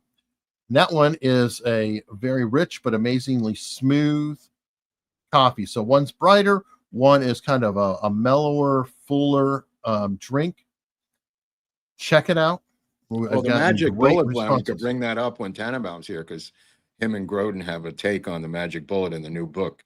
So I definitely will bring it up. Yeah, bring it up because part of the new book is about the Magic Bullet. Awesome. I definitely will bring it up. And same thing as like with the conference, there's a QR code right there in the middle. Where? You could point your phone at it and it'll pull it up. But we also have a link in the description below. And you click there, it'll take you right to the site. You click on those. It helps us out. And you're getting some amazing, amazing coffee. Scott Benbow. When my father and I are at the Dallas conference, wife and mother-in-law will be available to run errands for you two. Great. Oh, copies, Thank refreshments, you. laundry, sandwiches, whatever. Wow. Dude, I'm going to bring my laundry down, Scott. That's great. I really appreciate that, bro. You're going to fly your laundry in just to... I'm going to fly I'm going to get an extra ticket just for my laundry to sit next to me and bring it to this is from Mrs. Benbow. Yeah, I guess so. Wow. There's a guy named Randall Emmett. I don't know if you know who this guy was, but he produced like low budget indies. And he is the husband of this chick Lala, who was on the reality show that I've been talking to you about, where they were all involved. Let's see here. Randall Emmett removed from WGA strike list after. Yeah, his wife was on the reality show Vanderpump Rules, and he was on the show. But this was later. He made all these low budget indies, and didn't like the Writers Guild. So this is really insane. He had a movie in pre-production called Pump, which was about a drama set in Venice, California, about Arnold Schwarzenegger and creating the weightlifting craze in Venice, which Schwarzenegger was involved in. So at the last minute, Schwarzenegger bailed out, and the movie went into the toilet because it didn't have Schwarzenegger, who was the star of the movie.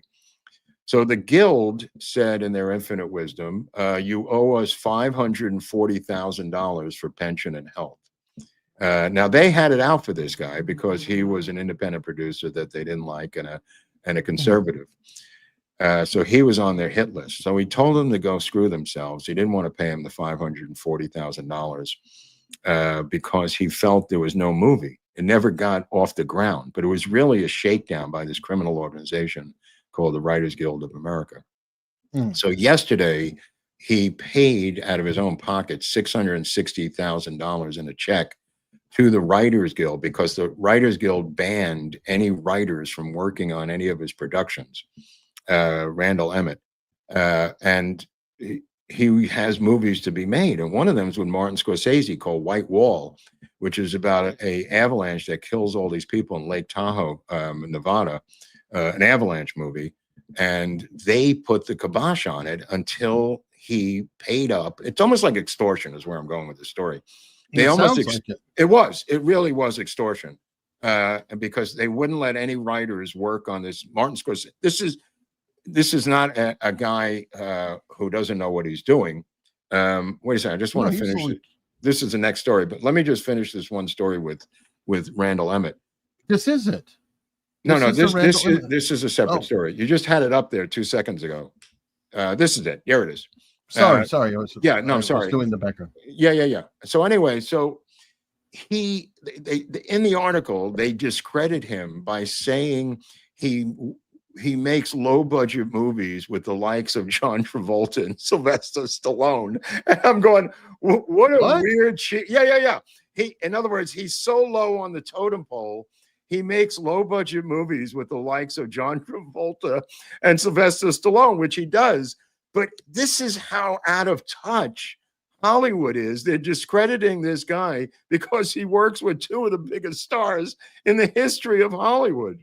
And now trying to get a movie made, they just don't like his politics.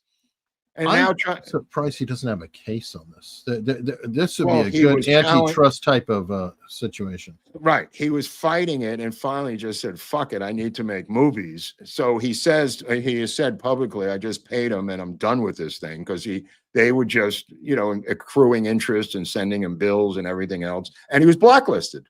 He was essentially blacklisted.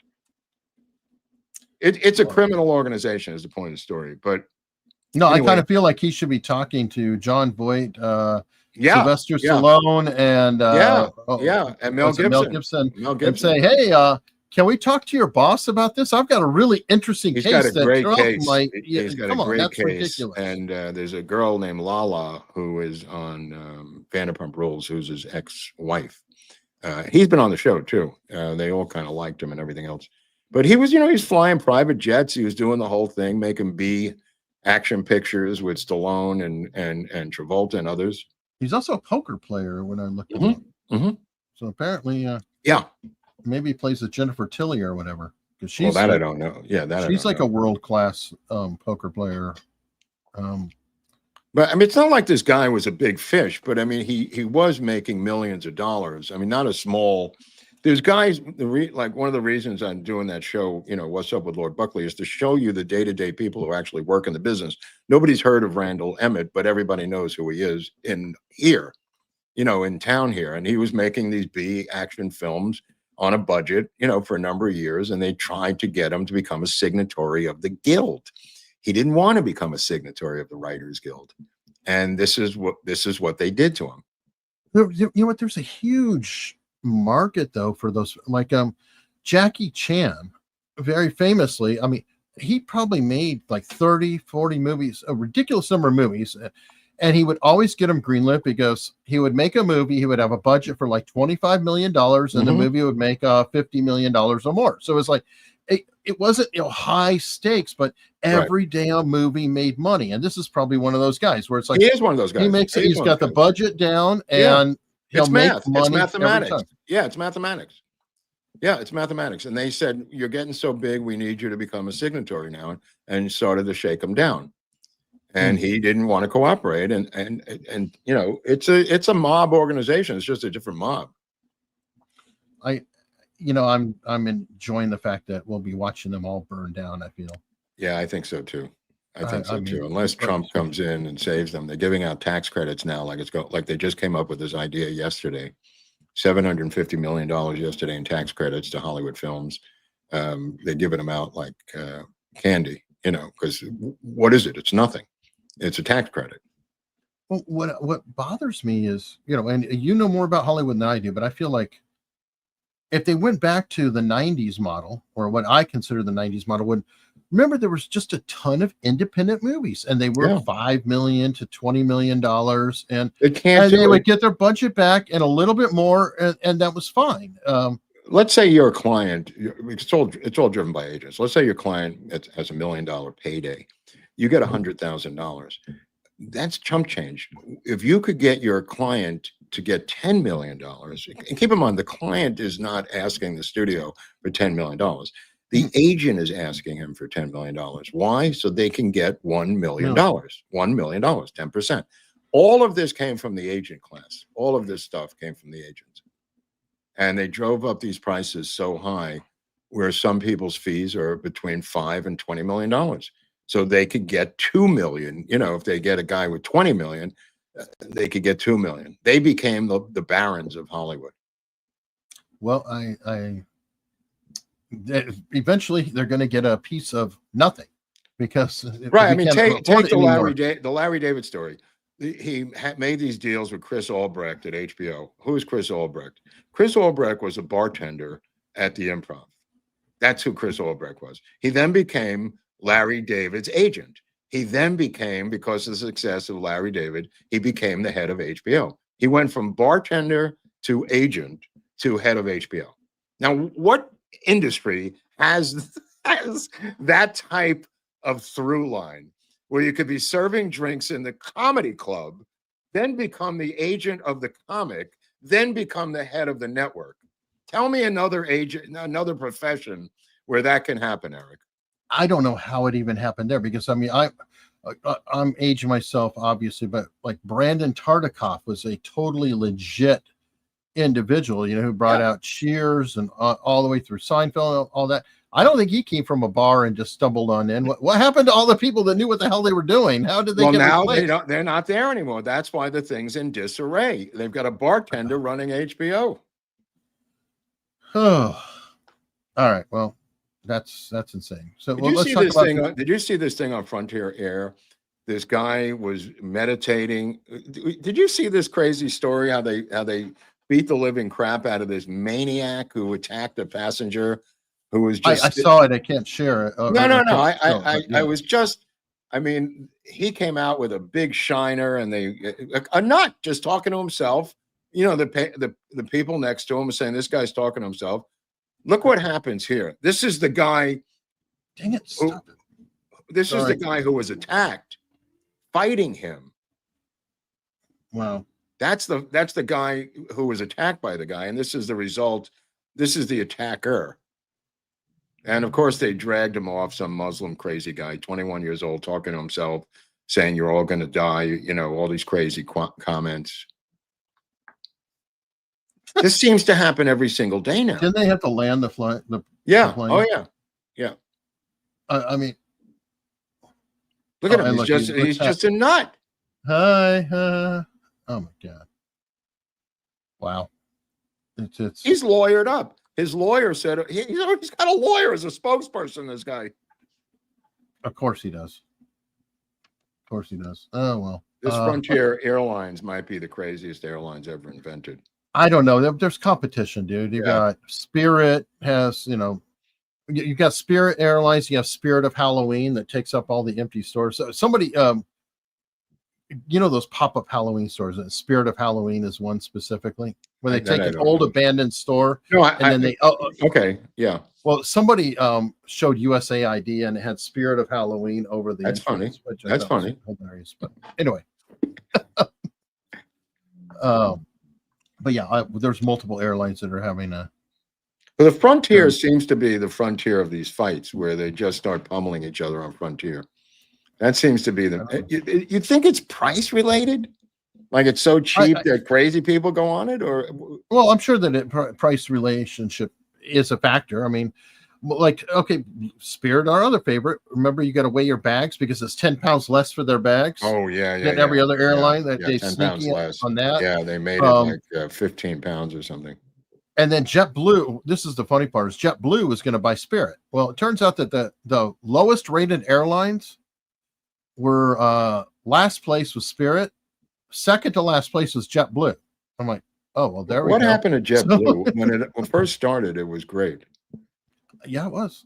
When it first started, it was very clever. Yeah.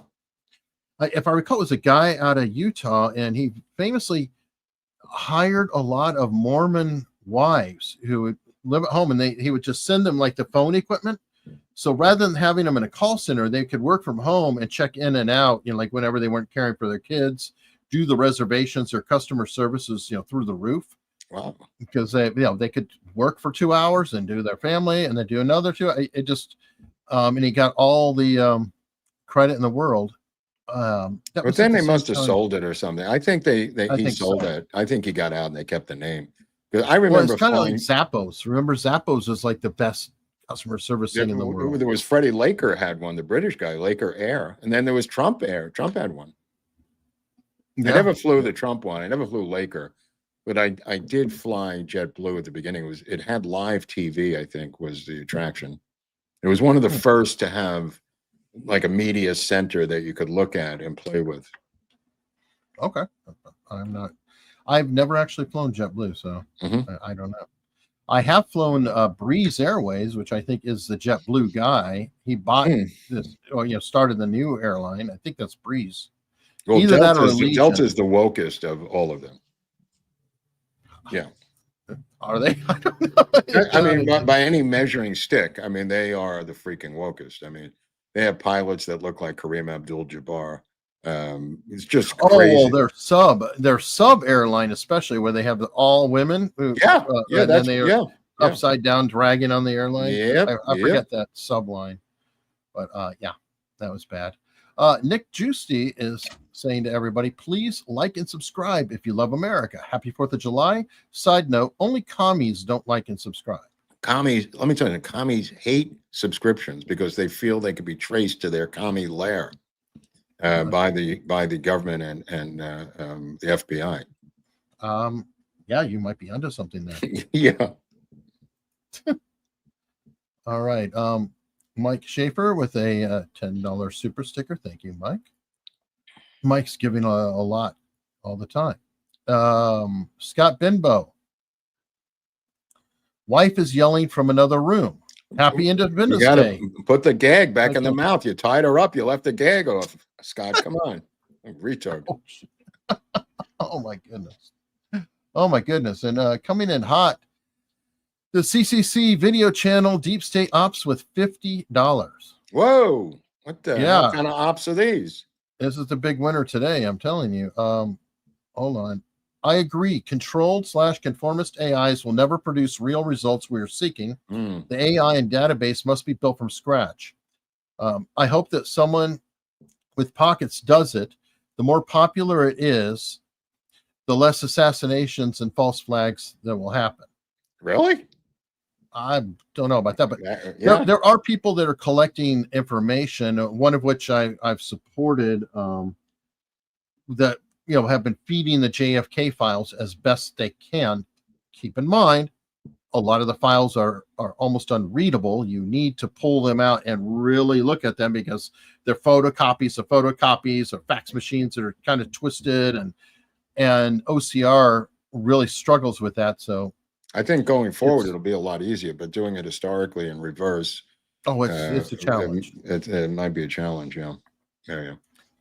As a matter of fact, that's almost could be seen as a shortcut, is to have the AI search return results that are unlegible or difficult for it to read, because some of the best information is tucked in those really messed up documents, right?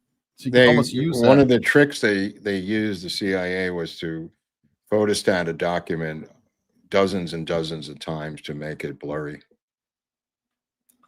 Yeah, and then turn it over to the person requesting it. Yep. Kind of like the principle of a photocopier. Every time you photocopy, it degrades as you go. And by the way, that happens with AI as well, which is really, really funny. I shared a tweet on that. I probably should have pulled up. Anyway, they fed an image, here it is, into ChatGPT, and they said essentially, here's the prompt describing whatever it is, or start with an image, and then you feed it in and you get it to reproduce the image, and let's see how it goes. So here we go. Okay. And then feed this thing in. Oh, weird. Oh, it doesn't even look like her. Keep watching. Oh my God, Eric. Keep watching. Oh my God. Keep watching. What? It's only 25 seconds, but here we go. Oh my God, that's creepy. So the police can't even use it. Oh, it's just it I mean, goes it to wouldn't show. stand up in court because a defense attorney would do what you just did. Right. Well, the ChatGPT was prompted to, quote, create the exact replica of this image. Don't change a thing. That's 74 times. Wow. So there you go. This is not an exact science, is what you're saying. No, it's a photocopier effect. It is kind of like that with you take a copy machine, make a copy, then you take the copy and then copy the copy and copy the copy, whatever. Yeah. But always note these things. Always note them.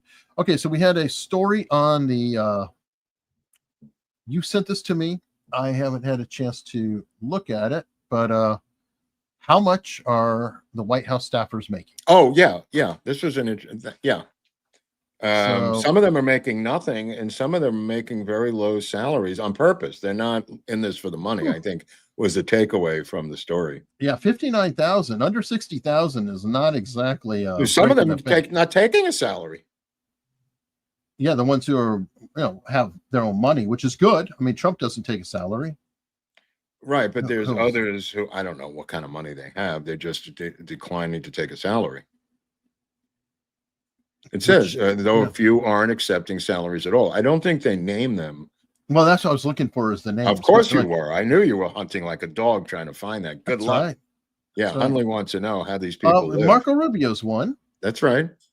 So see, there you go. Wyckoff. What is he independently wealthy, Marco Rubio? He probably has enough money.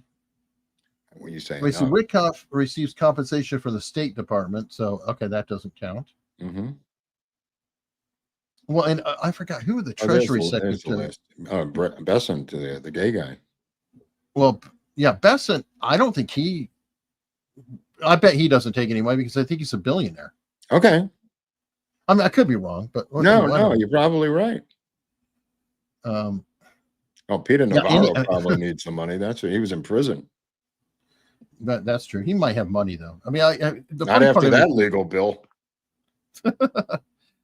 Anyway, a lot of the people who, are incredibly rich. Obviously, Elon Musk wasn't taking a salary. He didn't really need a salary, and even if they did take a salary of $200,000, it's an insult to them. It's a joke. They might as well take nothing. That's, chump change. I think the only three people not to take a salary were George Washington, Jack Kennedy, and Trump. In the presidency. I think there's other presidents who haven't. Really? Okay. I think so. I'd have to I never heard that. I've only heard the three. Maybe people in the comment section could look it up. Well, maybe. Yeah. Maybe. I mean, comment down below, right over there, with your comment about the other presidents. Maybe FDR? He had money. I don't know offhand. I just remember at one point. I think it's JFK, Trump, and George Washington. I'm